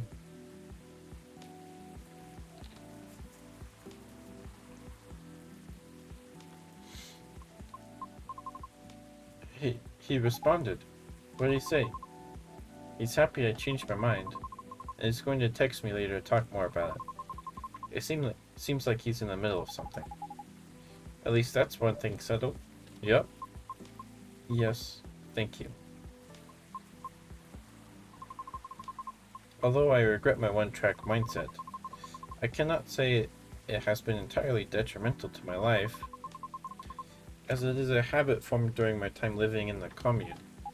Commune? We banshees used to congregate together in order to protect ourselves from the outside world. Each of us tended to have a specific role in the commune, and we all would work together as one, like gears in a machine. Interesting. I didn't know that. But you left the commune, correct? Yes. Was it difficult? No, because we're not a cult. Sorry, I didn't mean it that way. It's okay. The commune is simply a defense mechanism from the distant past. So the reason we do not see a lot of banshees around is because many still choose to remain in the commune? Right. The world still isn't kind to us. However, we are aware that eventually we must reopen ourselves to the outside world. It was for that reason I learned to drive. You seem to be fond of driving. I am. It's like having a mobile fortress. Which is why I find driving calming. Even in traffic? Well, a mobile fortress, huh? Never thought of cars that way, but that's interesting. Perhaps it's better if I go now. Okay, I'll leave too. If you wish, I can drop you off. Really? I live pretty far from here. It's fine. Okay. See you later, Ketchup. Safe trip, miss. Thank you for your time. My pleasure. See you soon.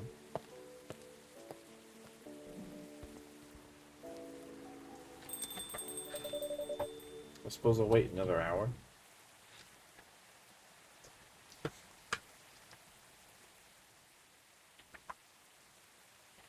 Cola tea. A silky but spicy beverage that soothes furious emotions and brings dormant joys back to life. Well, the day was over already? That one was quick. Isn't today the wedding? Or is it tomorrow?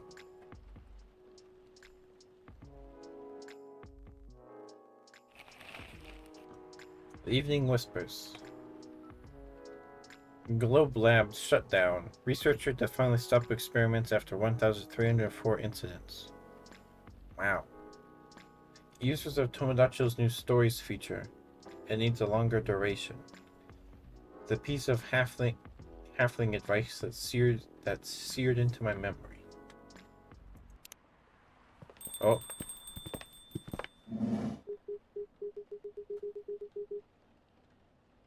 Let's see. Do we have a new Evening Whisper story? Yeah, we do. We got Pygmalion Part 2.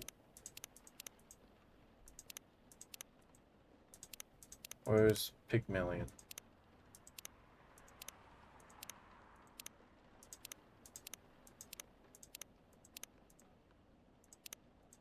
Okay. He wrote another sad thing for me.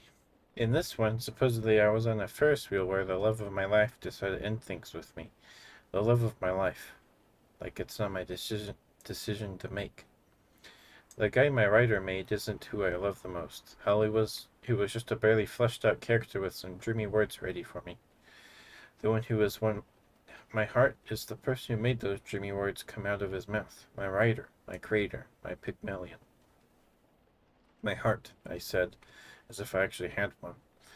It was just some lines in some short stories made to entertain anyway. I was made to be fiction, a part of something way bigger. But hey, if I was just fiction, I might as well fight for my own happy ending, right? Everything's possible in fiction, after all. I want to write my own stories, an ending of my own choosing, built of my own effort. Isn't that what we all want in life? Do you think I can have my own happy ending? Have you found your own? Well, we can never find out if we don't try it, right? I'm not going down without trying, because this, my beloved readers, is my story, not my writer's, not yours, mine. Only I get to decide how my story goes, and I'm sure I deserve a happy ending, don't we all? But hey, enough about me. What about you? Have you ever written your own stories yet? You're about to finish the game now. What will you do once you close the game? Are you going to play it from the beginning again? Do you think in your second playthrough the ending will be different? Is there a happier ending here? Have you decided on your own ending? That's cool. It's today? Today is the ending? Okay.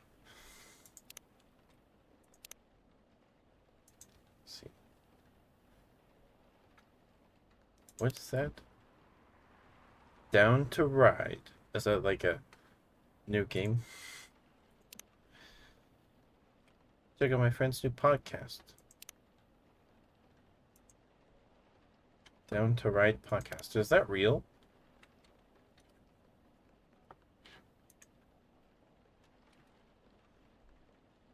So, Riona's making a podcast. Cool. Here it is. DTR, Down to Ride vlog number 1. Go watch and tell us how you like it. Oh, it's Lucas's show. Okay. Do you like video podcast? Sorry, not sorry. Forgot to post the trailer. Here it is. Full version dropping at 8 p.m. Check this out. Your boy has started a new podcast for you. Want to know more? No delivery today. Cool.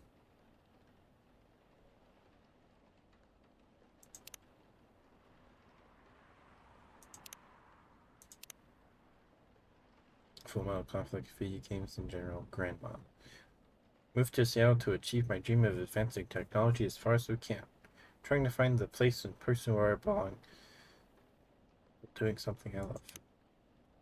Today's the wedding. Okay. Gotcha. So I drove him around while he was nursing his broken heart. I really don't know why you're discussing my sad stories right now. Eyes on the happy couple. Oh, it was so sad. It wasn't sad so much as cute though. But it's true that you and Mr. Bailey should be in the spotlight, Miss Lua. Or just in the light. Sorry, I'm trying to get to the switch. Ow! Whoops, my apologies, Mr. Gullet. You're literally solid like a wall. I'll take that as a compliment. Ah, here we go. Whoa! It's the people! They look so cute! You'll find your way to a seat. I'm impressed. We've been here often enough that we know the place like the back of our hand. That's what it means to have regulars, Ketchup. So it does. Now, shall we get the celebration started? Please, I'm so excited. That's adrenaline for you. Hang on to that feeling. You call it adrenaline, I call it deep, passionate, irresistible fascination for her husband. Hey, don't get too cocky, Mr. Miller. Oh, are you taking Louis' last name, Bailey's? Ha, no, we're keeping our last names. But I'll be Mr. Miller if it pleases Mrs. Miller. Anything to make you happy. Oh, you always make me melt. Disgusting, he said, wiping off his tears. How many times must I tell you? It was the city hall flowers that make my allergies flare up. Sure, let's go with that. This would be the perfect time for some drinks. I wouldn't say no to something hot for sure. And to something sweet. There's something decadent and chocolatey. But let's keep it fresh. There's enough sweetness here to give me a sugar rush. So, in summary, sweet and chocolatey but with some freshness to it, please. Ketchup. Sweet and chocolatey but with some freshness to it. Let's see. Chocobi Miracle. Is it a Chocobi?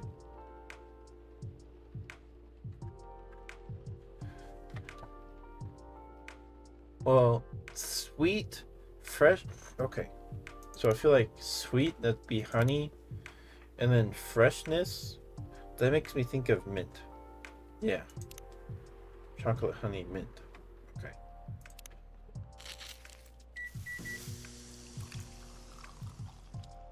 After midnight. That's cool. This is inspired by a sweet evening treat. Hopefully the drink is to your liking. I love it. It's very unique and festive. Very comforting. Exactly what I had in mind. It's fine. High praise from Hyde. You know it. It tastes a bit British. Have you ever been to that side of the pond, Ketchup? Ah, I did a bit of traveling in my day. Maybe we ran into each other in the past. Maybe we did. Passing each other like two ships in the night. Before meeting at the mooring.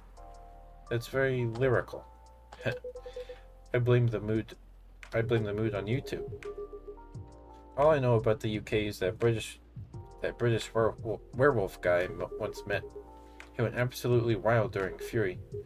And even then, he begged the wall's pardon after putting his fist through it. Sounds about right. And I imagine you two became great friends? No. You know rude vampires are much more my type. Hey! Actually, no, I'm not offended. Rude vampire, I'm proud of it. That would look great on a t-shirt. Awesome idea. I'll consider that for a Christmas gift. Right, I guess we should raise a toast. Does anyone want to make a speech? Someone? Ketchup, maybe? I don't think I'm the right person to give speeches. You definitely are. Yeah, if you want to, we'd love to hear you. In that case, thank you for choosing to come to this cafe, Mr. Bailey's. And thank you for making us feel a true part of your lives. You're here. You'll always be a part of our lives now, Ketchup. Absolutely. Short and to the point. Good speech. Your turn, Hyde. Really? Well, fine. Thank you, Lou and Bailey's, for entertaining me.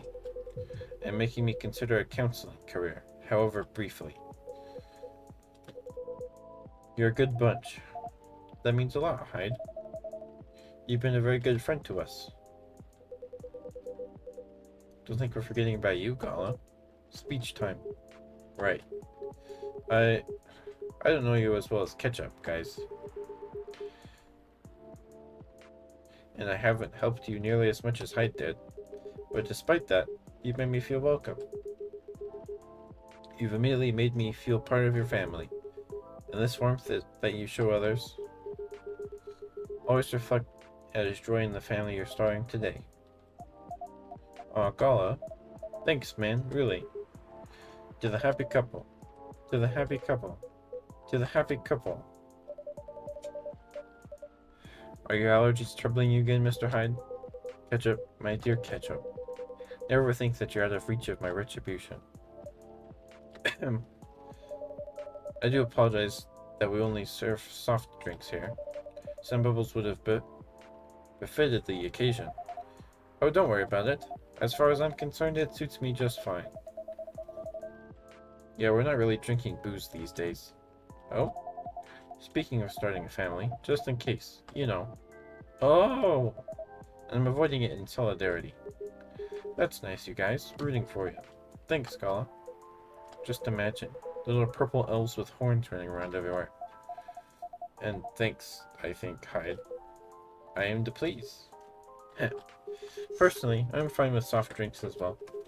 Never liked the stronger stuff. He's not lying. I never saw him touch it.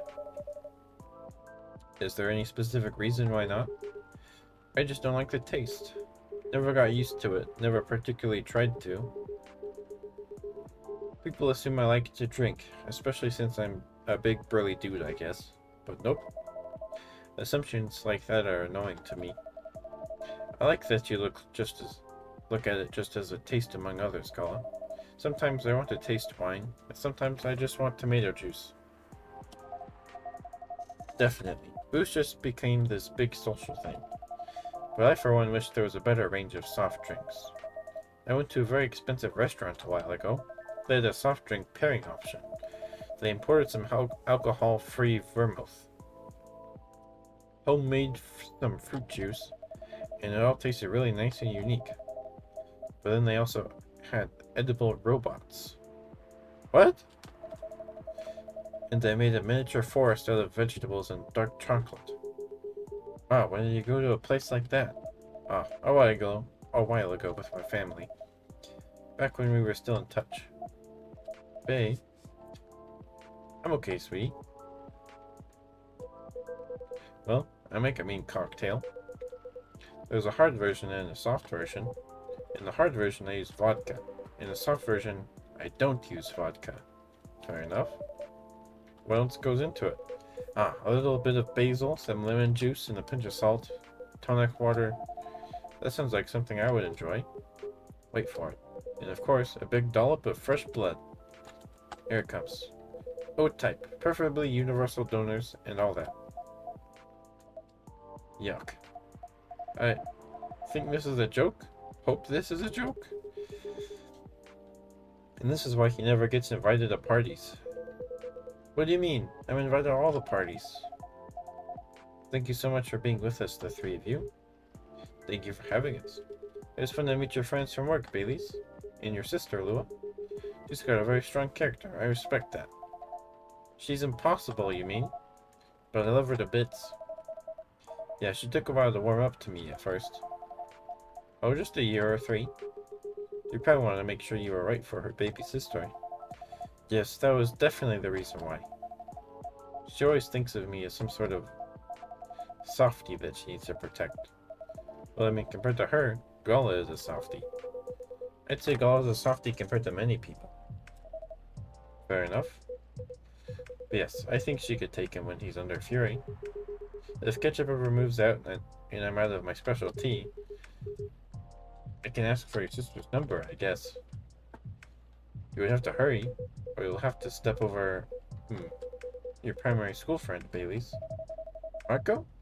I thought I'd caught him staring at her. But they didn't leave it at staring. The 2 witnesses. Delightfully cliché, isn't it?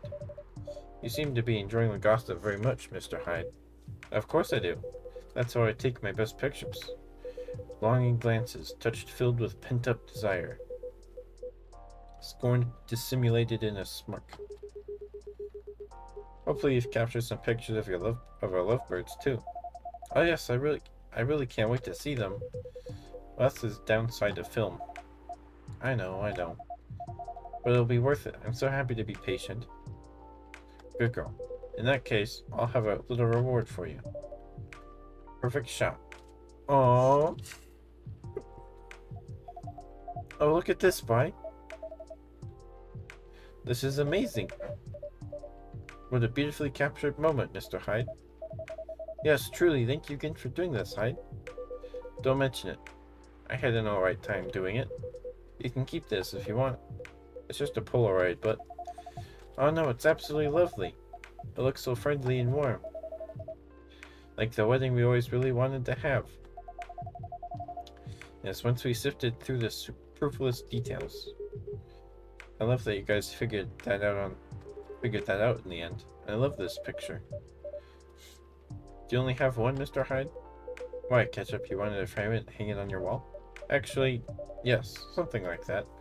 Good thing I saw it coming. If our newlyweds don't object, I have almost the exact same one here for you. No objections whatsoever. Yeah, I'd love that. It would mean a lot to have a little memory of this day hanging around here. Thank you so much. No, thank you. Yes, Ketchup, I'm not sure where we'd be without you. So I take it you had decided to embrace photography, Mr. Hyde? It would seem so. Oh, come on, tell him. Tell us what? Nothing's been confirmed yet. They're certainly not going back on it, and you aren't either, right? Of course not. Well then. Just tell them the story. It's obvious you're dying to. Don't have to ask me twice. Hyde has already agreed to shoot another wedding. They're a really sweet couple who's been coming to visit their kid at the hospital. Little Rose has been sick for a while. Doctors think she's going to get better eventually, but no one knows exactly when. So her parents have decided to get married in a room with her around. That's a lovely idea. I bet little Rose is thrilled. She is. An entire party next to her bed. Can you imagine? Anyhow, they got to chatting with Hyde. And just like that, he promised to take their pictures, pro bono. That's very good of you, Mr. Hyde. It's nothing. I could use the experience. So I can milk my modeling ex-colleagues for their wedding pictures. Sounds like good social redistribution to me, right? Does that mean you're sticking around Seattle for good, Hyde? I've got the house and I've got the job. I've got my own pocket werewolf. So it sounds like I'll be staying here a little while. That's great to hear. How's the house coming along? Taking ages, but it'll look good when it's finished. I'm having it redone from scratch, so it's a process. But as a vampire, my needs are a little particular. Fair enough. I think it's normal to be particular when it comes to your dream home, you know? What would a dream house look like for the two of you? We're not too sure yet. But we're not repeating the same mistakes. No endless Tomodachi scrolling to look at other people's homes. No overspending or feeling inadequate on my side. My love, it's alright. I'm glad we talked it all through. Lua made me realize that it's fine if I don't earn as much as she does. And if my family doesn't contribute anything. In fact, Lua's mom told me the same during the wedding. I didn't know you talked about it. Don't worry, it went really well. She said that what mattered to her is that I make her daughter happy. Which is good, because that's what matters to me too. And a happy Lua is a Lua who powers through her job. Yeah, I really can't consider slowing down my career. Well, maybe a little. Yeah, when the time comes, but the thing is, I don't mind slowing down my career. I've always been the one bringing up the kids topic. It's not that I don't want them, but I was afraid of what it'd do to my work. That makes sense. Women are always expected to do more when it comes to childbearing. Well, not in our couple. We decided that when we have kids, I'll be a stay-at-home dad. I'll still do some freelance work, and if and when I have time. Not so much for the money as to keep my brain working. But I'll be taking care of the little ones and of our place. You know, I keep thinking how happy I am that I met you and married you. Not many men would have wanted that. You'd be surprised. Times are changing and so on. Times are times are making more room for people to follow their wishes. I've known many men who'd have rather stayed home with their children than go to work every day and almost never see them. You two just complement each other well. I think so too, Mr. Miller. Mrs. Oh, no, using my family name I knew feels wrong. Huh. They would throw a fit if they heard you do that. They absolutely would. It's almost tempting. But none of that matters much anyway. As long as we're still Lua and Bailey's. As long as we're still Lua and Bailey's. Is that my phone? Oh, it's Hyde. Oh, excuse me. Sounds like Hyde has found a new way forward. He has, yeah. I'm really happy about that. When I first met him, I thought he was a bit mysterious. And honestly, a bit of a jerk. But he's really quite fragile, isn't he? There's nothing more solid and more fragile than immortal. Yeah, nothing screws with your head quite as much as having unlimited time. Even elves with their only longish lives have issues, I can imagine. Werewolves are somewhere between elves and humans. And we also struggle with that stuff. I guess the bottom line is, everyone gets bored and confused once in a while, right? And the longer you live, the more once in a whiles you get. That makes sense to me. I will say though, I'm mighty happy that he's sticking around. For all that he can be a difficult one. It also makes life a lot more interesting. We just really get each other after all this time. You two know what I mean. Yes, we really do.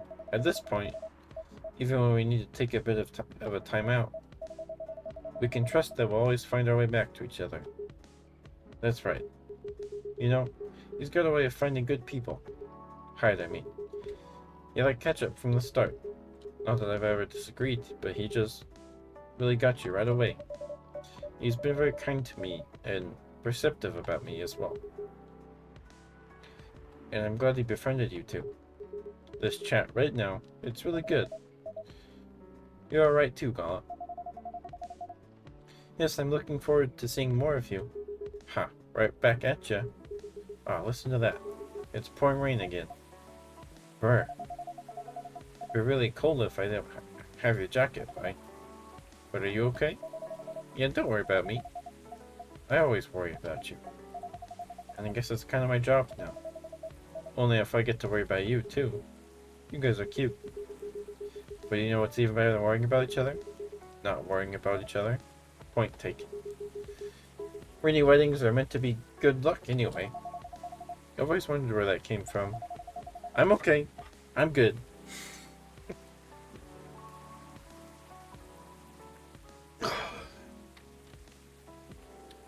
It sounds like lip service for the happy couple.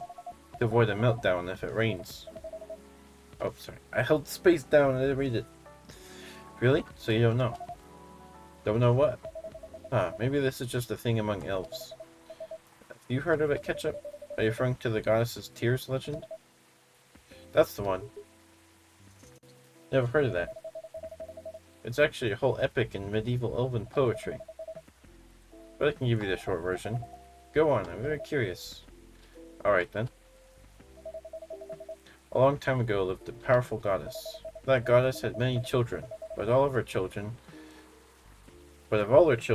one she liked best. They were the shyest and the quietest. When their siblings screamed for attention, they sat aside and played with clouds. When their siblings tormented each other, they silently looked at the stars. And when their siblings ran away from the rain, they waited and watched the rain fall. Drink water, thank you, Jake.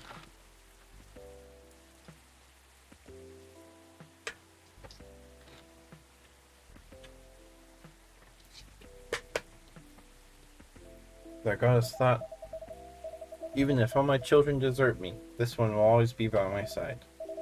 They are kind and gentle. They will love me and take care of me. She thought of the days ahead and smiled. But one day, as the young godling sat on the edge of a cloud, pondering the world, a gust of wind blew on them. Okay, I will. Sleep well. And don't forget to brush your teeth. And drink water. A gust of wind blew on them and they lost their balance. Oh no! Don't worry, it's not a sad story. Alright then. Carried by the wind, they floated down to the ground.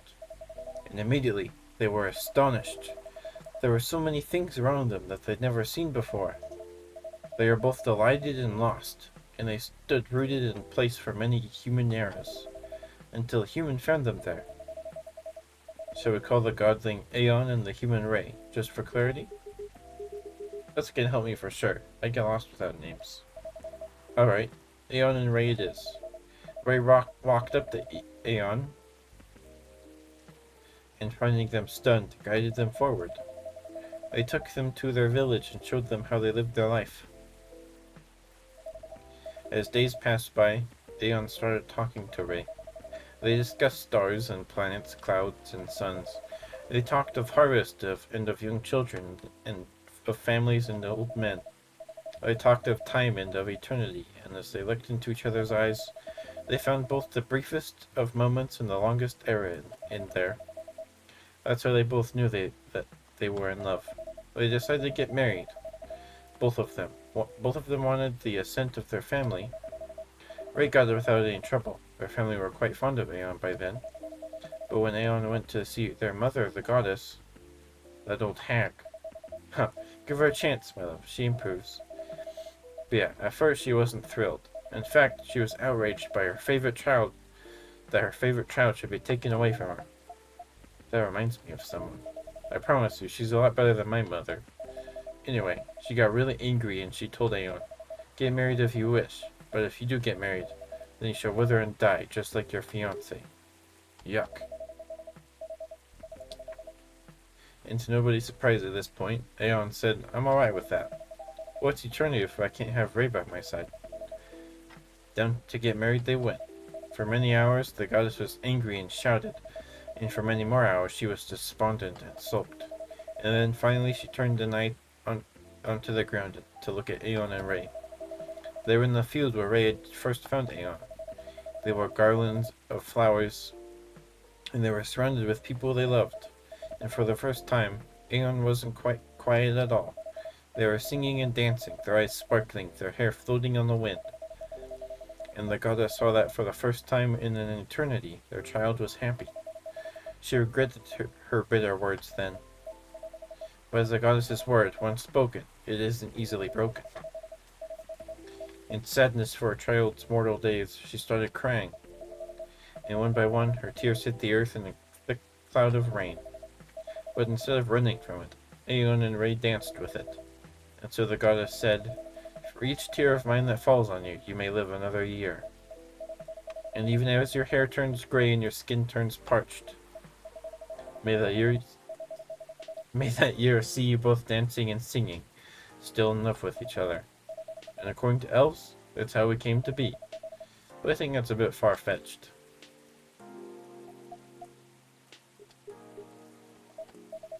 Elif, are you tearing up? It's nothing. You're just really beautiful sometimes.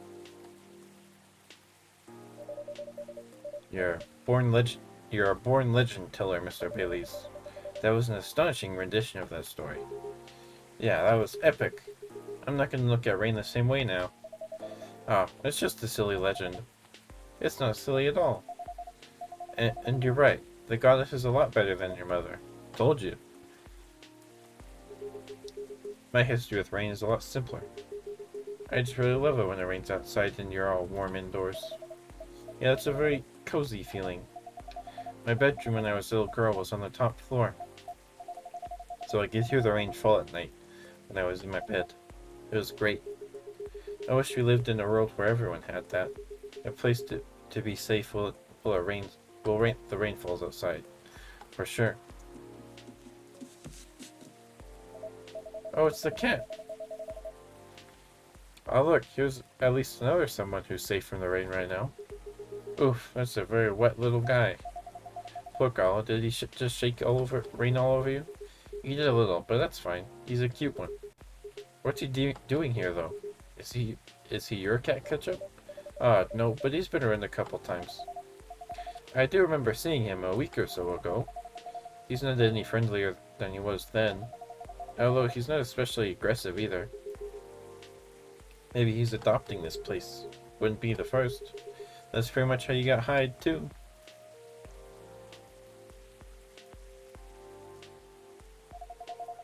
Now that's an apt comparison. It seems that he might be looking for something, though. Or someone. If that's the case, he hasn't found them yet.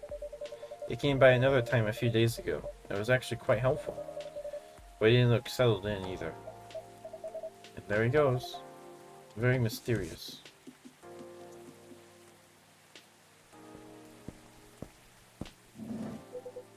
What did I miss? A cat, apparently. Oh yes, I saw it go. What was that about? We're not entirely sure.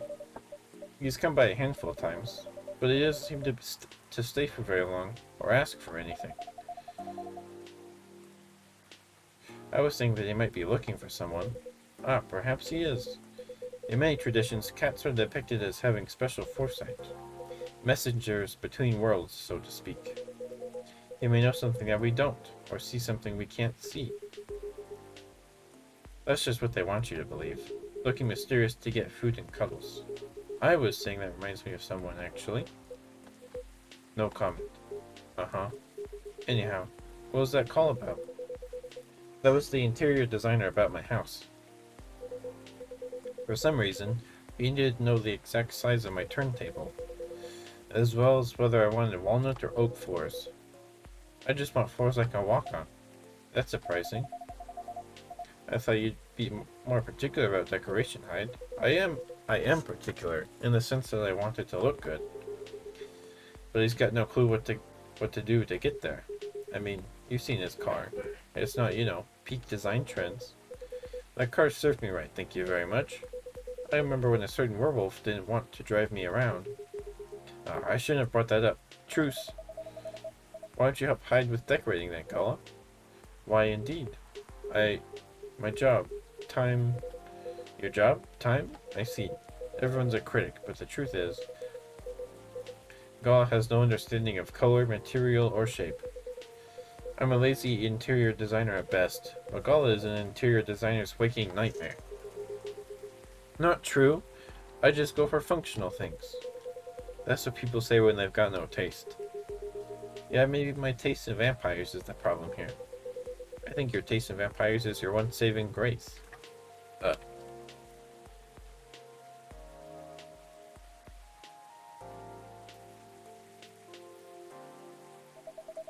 You guys sound like you're gonna be just fine. Indeed. Being like this all together when it's dark and damp, and you're feeling good and safe, and home, it's a pretty rare feeling in a kind of public place. I think the kinda is key here. As far as I can remember, this has never felt like a strange place to me. It's my space that I'm lucky enough to share with other people I like. I definitely feel the same way. Thanks for that, Ketchup. I'm glad that's how it feels to you. Our patrons' comfort has always been our priority. Goal very much achieved, then. That, and also you all are alright. It sounds like everyone's gonna be busy with our own stuff for a while. But I can't wait to come back here and see your faces again. Whether in a week, or a month, or a year. I know it's gonna be a good time. Cheers to that. Hear, hear! You are all welcome anytime, separately or together. I'm looking forward to hearing what you get up to. We'll definitely pop by to give you news. And to get fury remedies, and to listen in on the drama. I can't wait to welcome you back.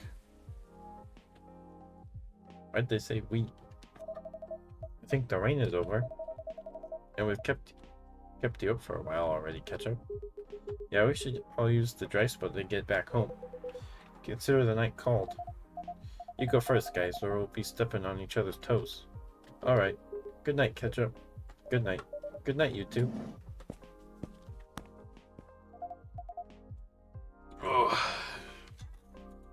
Let's go, darling. Let's. Good night, Ketchup.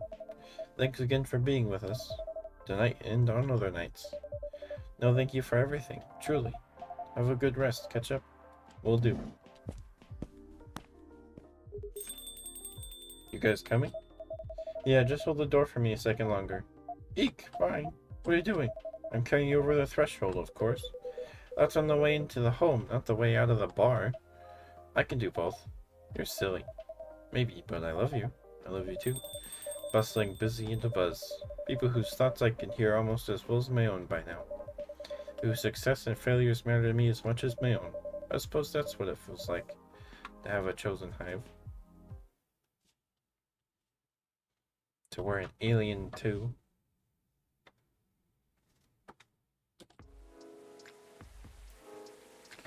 There's more?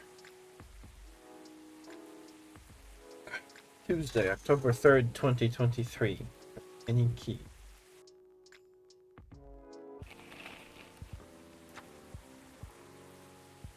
Let me drink some water real quick.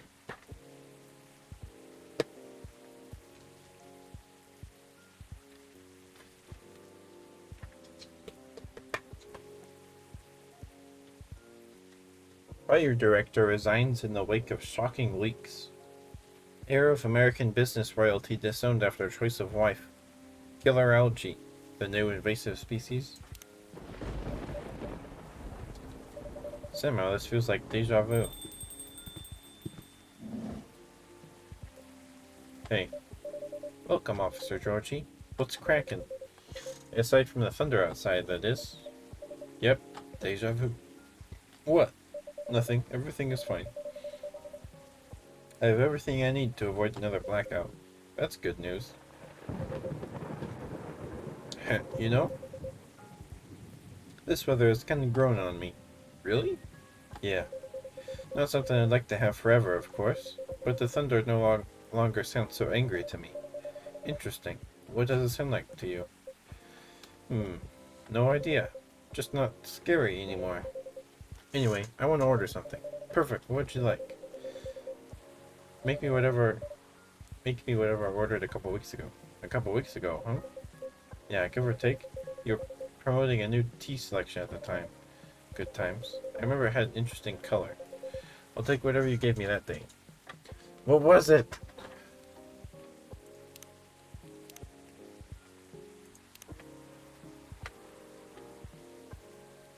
Was it the blue lightning?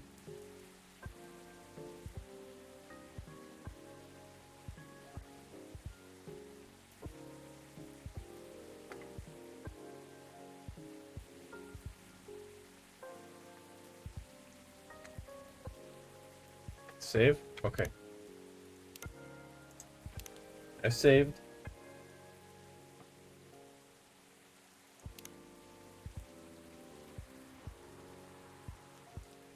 Was it the... It wasn't the mint tea, was it? Was it the flower bed? I feel like it was the flower bed.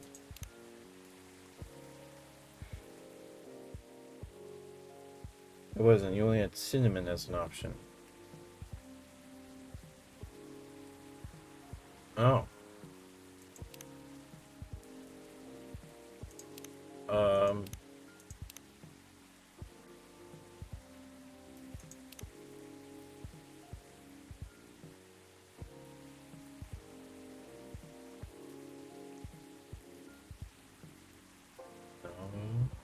What was it? You're in an ad? Okay.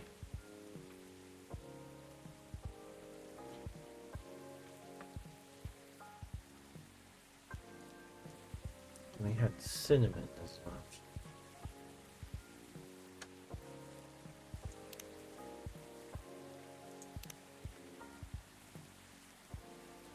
Wasn't the after midnight?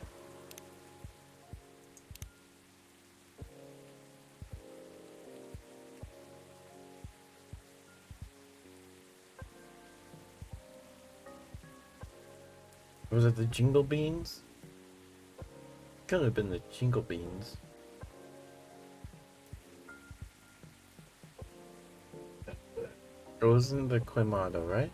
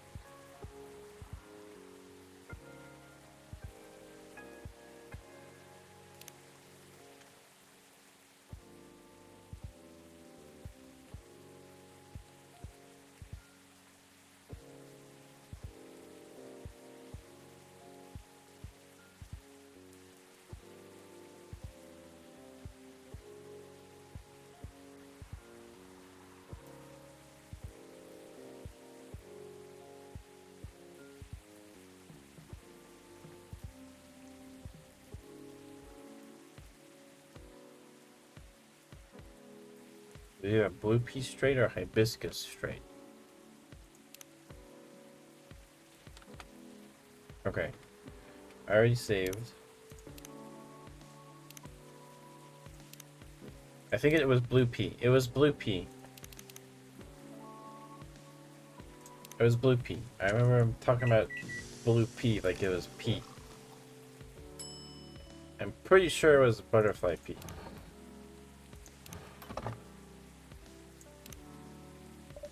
A cup of ethnocians for you, officer. What? It's what makes the drink blue.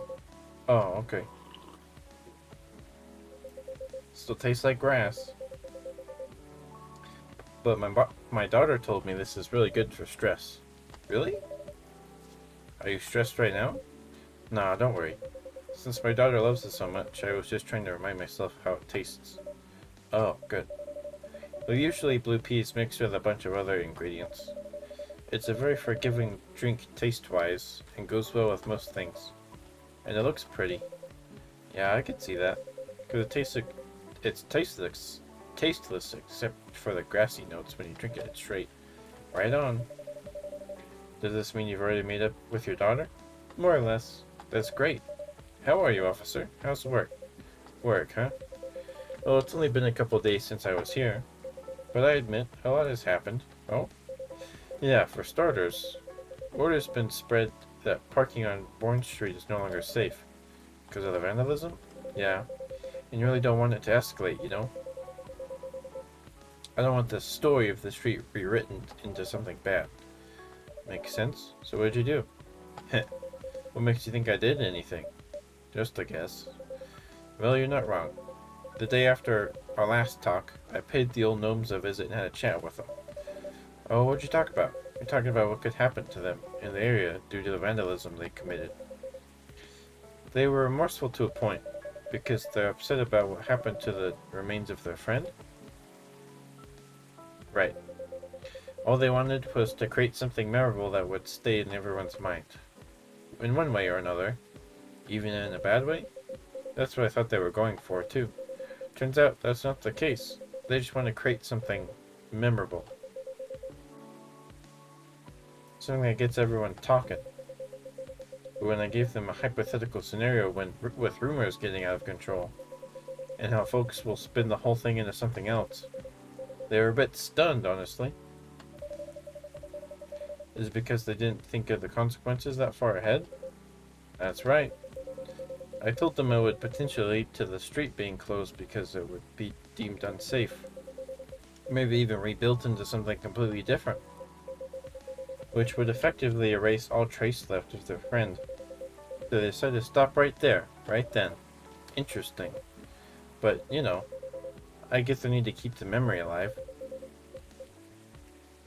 Even if what they did was a bit misguided. I understood. Still, what they did was not the way to go about it. And honestly, I'm still trying to wrap my head around all this. All this memory stuff.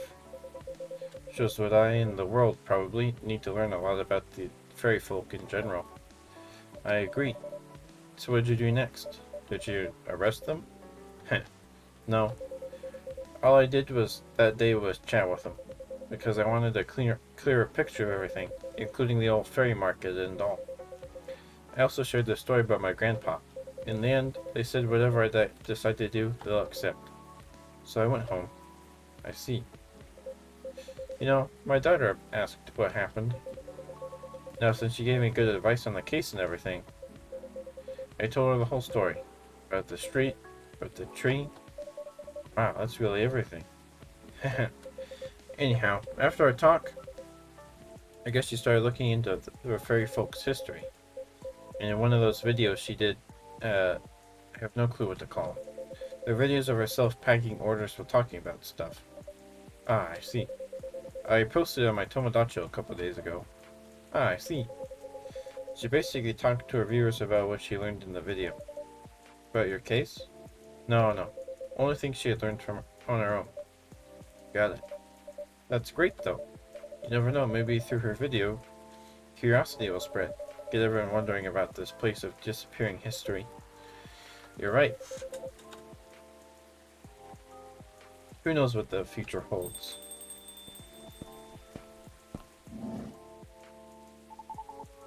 Lucas in the house, yo! Hey. What's up, what's up, what's up? And you, Pops, how goes it? All good? You're in high spirits, aren't you? Always. Anyways, Pops, what's shaking? I think I should be the one asking you that. What's with all the excess energy? I forgot to read our Evening Whispers story. Thank you. Your fiction plan free trial is over. Did you enjoy the content we provided for you? Do subscribe to our fiction plan for only $5 a month or join our premium subscription plan for only $10 a month with access to all of our content. With your subscription, you can help support high-quality, unbiased journalism as well as giving young fiction writers an appreciative audience.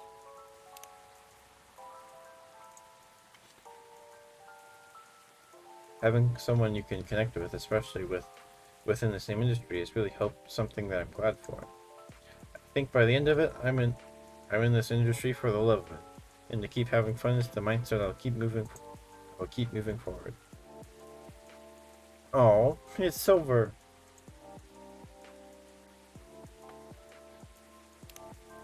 A video. We don't get to watch it though, do we? Go on.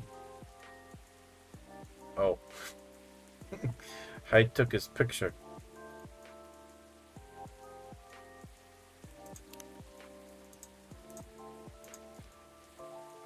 This is cool. Alright. You're right, and I probably should explain. Oh, dear ketchup, I put it in order. You may. Haha. I'd like a blue pea latte with super cool latte art on top. Okay. Here we go.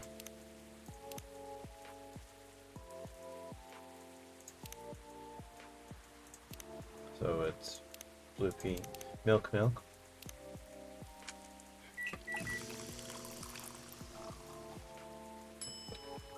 Latte art. What do we draw?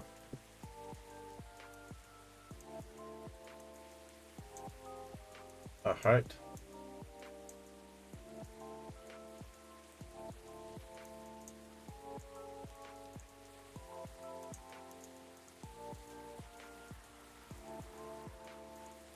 Beautiful.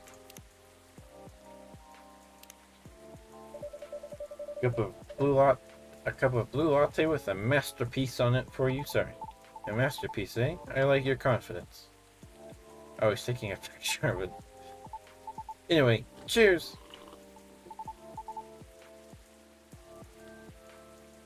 Two lines. That probably would have worked.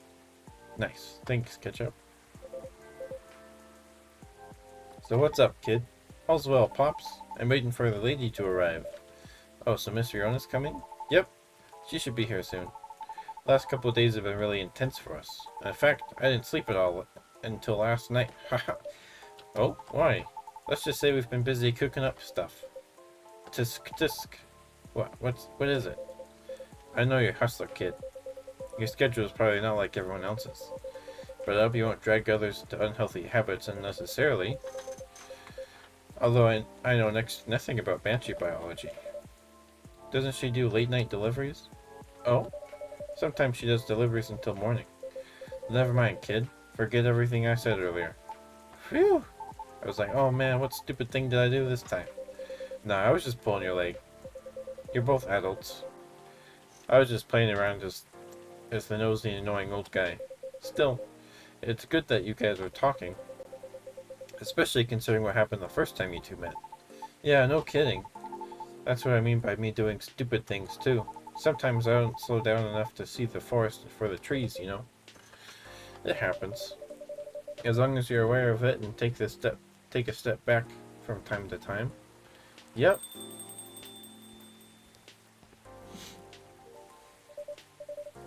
Welcome, Miss Fiona. Hello. Lady, finally you're here. Good evening, miss. Hi, everyone. Was the traffic bad for you? No, not at all. I had to deliver something before I came. That's why I'm a bit late. I apologize. No, you're not late. I'm just early. Would you like anything to drink? Yes, please. I'd like a cup of mild coffee, sweetened with a lot of honey, if you would. Sure.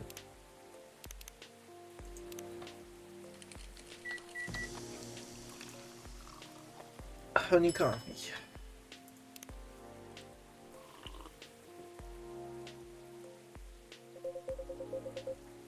That's what I used to order back in the day.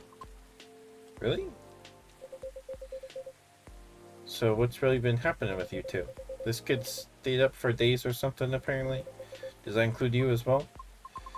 Yes, but those are just my regular working hours. See? See? And? I thought they were done talking about that, Pops. I'm not done playing the role of annoying and nosy old guy, that's all. Jeez. Anyway, the truth is, me and the lady have been discussing the show's format. Oh? How goes it so far? We're almost there, right? I think, yes. We've been discussing it quite intensely the past couple of days. We're at a point where things are beginning to take shape. But it's just not quite there yet. But almost. That's why I've been staying up late organizing all these ideas into a deck. We're making a new show proposal to pitch to my team. Are you two going to work together then? In a way, yes. It's my intention to act as Lucas's guide to the city. I'm going to have him drive too sometimes. Yeah, I don't want to always drive me around. But I might need to get some time to get used to driving again. Is that okay? Of course. My suggestion would be for us to drive across the Evergreen Point Bridge on days when there are less traffic, when the sun is out. It will make you feel good, I am sure of it. Okay, let's do it. Anyway, so that's what's been happening. Meanwhile, I've been helping her find auditions. I wasn't aware that there were many ways to find audition leads online. You still have to vet them though, because there are so many fakes out there. But I'll help you with that, don't worry. Okay. Well, sounds good, y'all. I wish you the best of luck. Thank you. Might have to leave soon. Huh? Why? I haven't eaten anything substantial since this morning. It was a really busy day. Oh, word? Let's go then. Oh, you can stay. I'll just go for a quick bite and come back. No, let's just go. We're partners, right? Besides, we still have a lot of things to discuss. Ah, you're right. Okay, if you're fine with it. I think it's time for us to go. I mean, for me. Roger that. Let's get going then. See you later, Pops. Good luck with everything. You too, you two. Bye, Ketchup. See you again soon. Goodbye.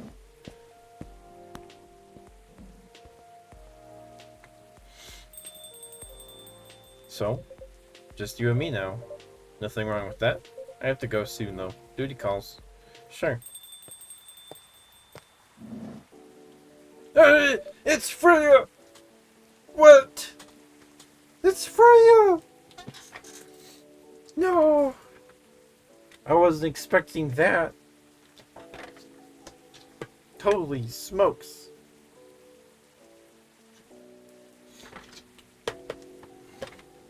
It's last day? Yeah, I figured. I wasn't expecting her to show up, though. Hello, Ketchup. How are you? Freya! Hey, Miss Greenhair. Hey, officer. Long time no see. I heard you've been going around the world, huh? Around the world is a bit much. But I've been somewhere. I'm glad to see you here, Freya. Well, as much as I'd like to stay and chat, duty calls. Aw, that sucks. I missed you. Well, see you later then, Georgie. Yeah. Don't forget to tell Ketchup the truth, okay? Huh? Later, Ketchup. I will. Let me move over there. So, my buddy, my pal, my good friend. Ketchup, what's up? Why didn't you tell me you were coming?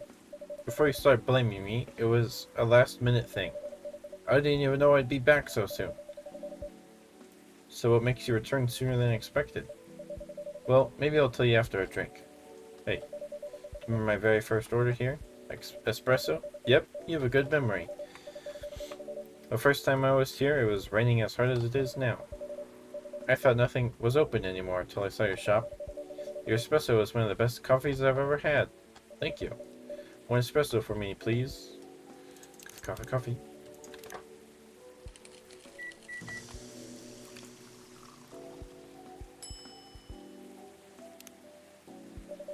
Here you go, Freya. A cup of triple shot espresso for you.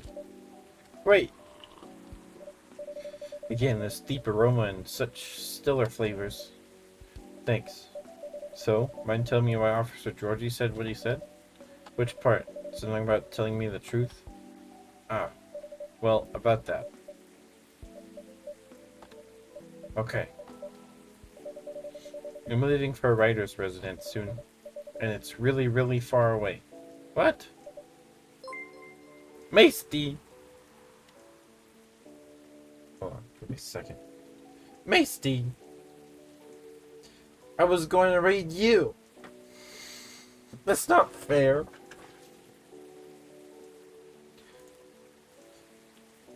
Hello? You're fine. Thank you, Thorn. She did beat me to it. Hello, Mark. Hello, hello. How was your... Did you how'd it go? How was it?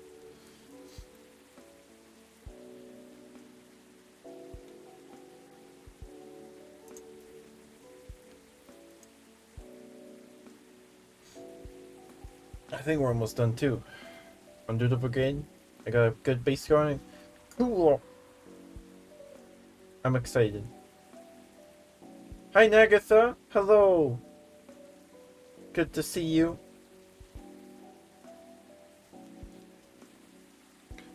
Thank you for the raid, Masty. I appreciate it. I don't think I'll be alive much longer because we're almost done with the game, I think. Pretty soon. But thank you for the raid. Yeah. The game, is going a bit longer than I thought it would. But that's okay. It's good to see you, even though it's only been 2.5 hours.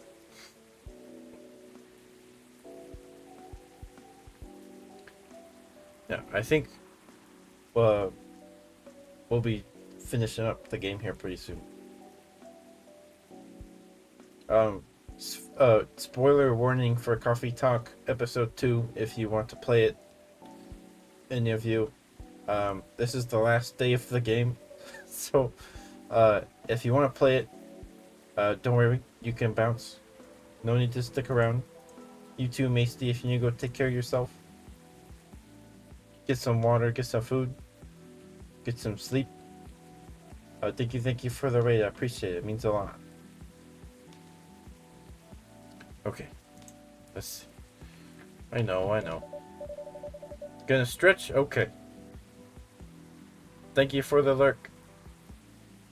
There are multiple endings, so no need to worry. Okay.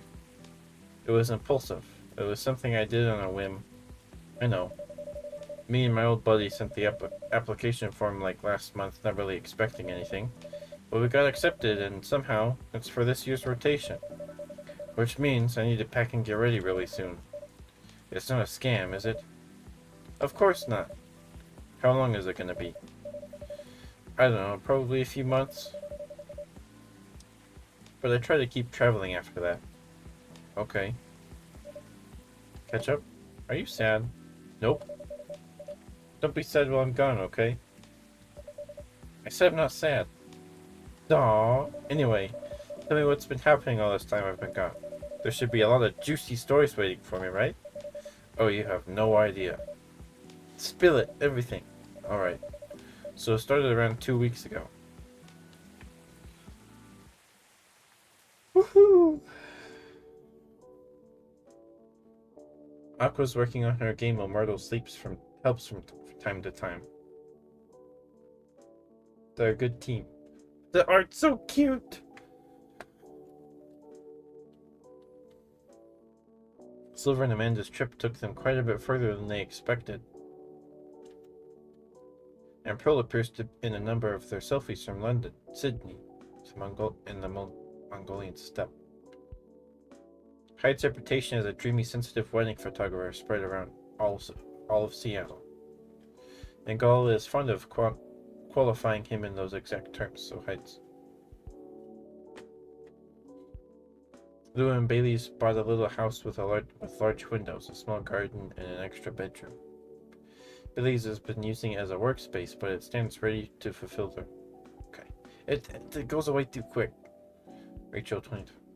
The Neko Chill X Army collaboration was a success, and new single was released on time. Even though the reviews are mixed, the fans loved it. Okay. I can't read fast enough. Riona and Lucas often come to the coffee shop after his driving lessons to discuss a variety of topics. Looks like they're taking it slow and planning things carefully as they match up their working schedules. Fortunately, the vandalism ended before the rumors could worsen. Sometimes a lone officer can be seen placing flowers where the dead tree once stood. That was so cute! Memoriam of Muhammad Fahmy Hasni. We love you. Hopefully I said the name right.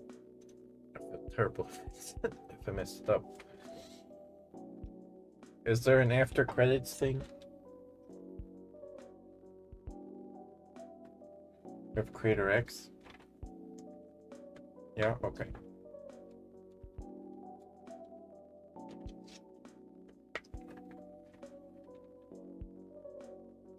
If I skip, does it skip the end credits thing?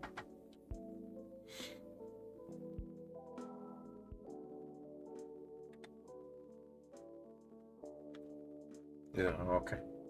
I'll just let it then. That was really cool. I liked it.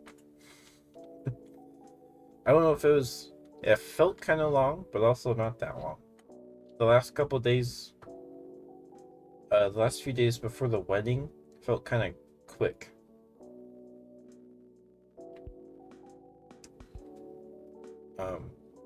But you don't think it does? Okay. I guess. Let's see. Okay, it does. Hmm? Oh, it's Riona. Miss Riona, hello again. Hello. I dropped something here a long time ago, so I'm here to get it. Oh, what item was it? It's fine, I've got it. It's right under the seat. Really? Huh. I always made sure to check everything before closing, too. There are times when we simply miss things. Particularly if it has a task that we have performed numerous times. That's true. I guess it's a sign for me to double check everything. What? It may or may not be. I have a feeling you'll find something of interest either way. There's even the possibility of gaining a complete understanding of everything. For everyone. Pardon? I didn't quite catch that. Have a good evening, Ketchup. Oh, okay. Have a safe trip, Miss Riona. What was that? Huh. Was the blue text just like talking to each other with their thoughts? Oh well, looks like no one else will be coming tonight. Might as well go check out. What was that?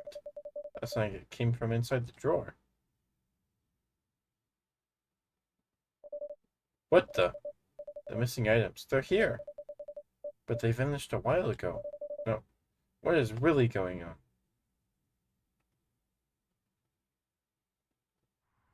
You have now seen part of the image, but there are still many details to discover. What was that? What was that? Because I remember the fidget spinner disappeared. And I didn't give that to anybody, I think. Okay. Well. Too many replays? Oh. Yeah. And I think that playthrough was like over 7 hours. So I don't really want to. Maybe sometime. Um, I don't know. I don't know.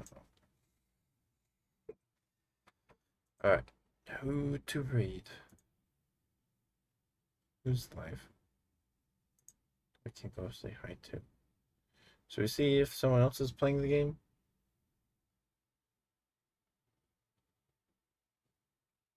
You can skip text, but it's not different. Oh, much different. Okay.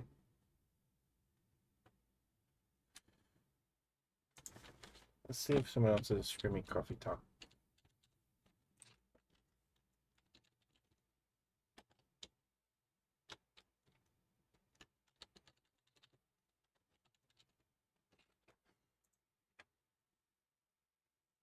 A couple other people.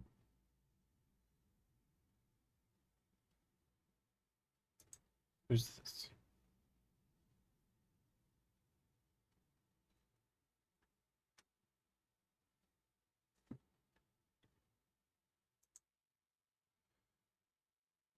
Heart jump? All right, she's doing a. I forgot she's doing the. She's. Where is she?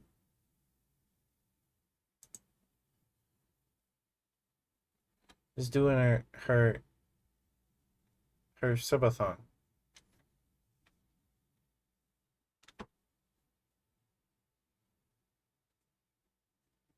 Sure.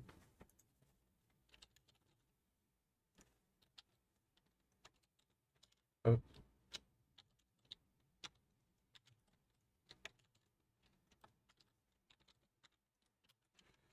all right. I don't know who's still here, but thank you for the raid, Misty. Thank you, and thank you everyone that stopped by today. Thank you, Thorn, for always being here every time. I appreciate it a lot. It means a lot. And I'll see you guys tomorrow. Tomorrow, uh, we'll probably play Destiny 2 because the new season started this week, and my brother wants me to play it, and I need to finish that campaign still, so we'll probably play Destiny 2 if I remember. um, but thank you guys for being here. Thank you. I love you all. Be nice to John or Park. I don't remember. But thank you guys. I'll see you tomorrow. Thank you for being here.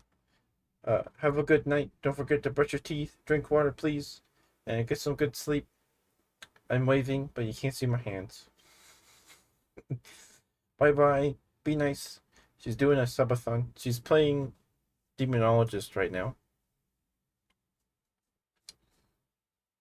Um, yeah. Bye, guys. Bye bye. Love you all. Bye bye. I'm just gonna let the timer run out. Bye bye. Bye bye. Bye.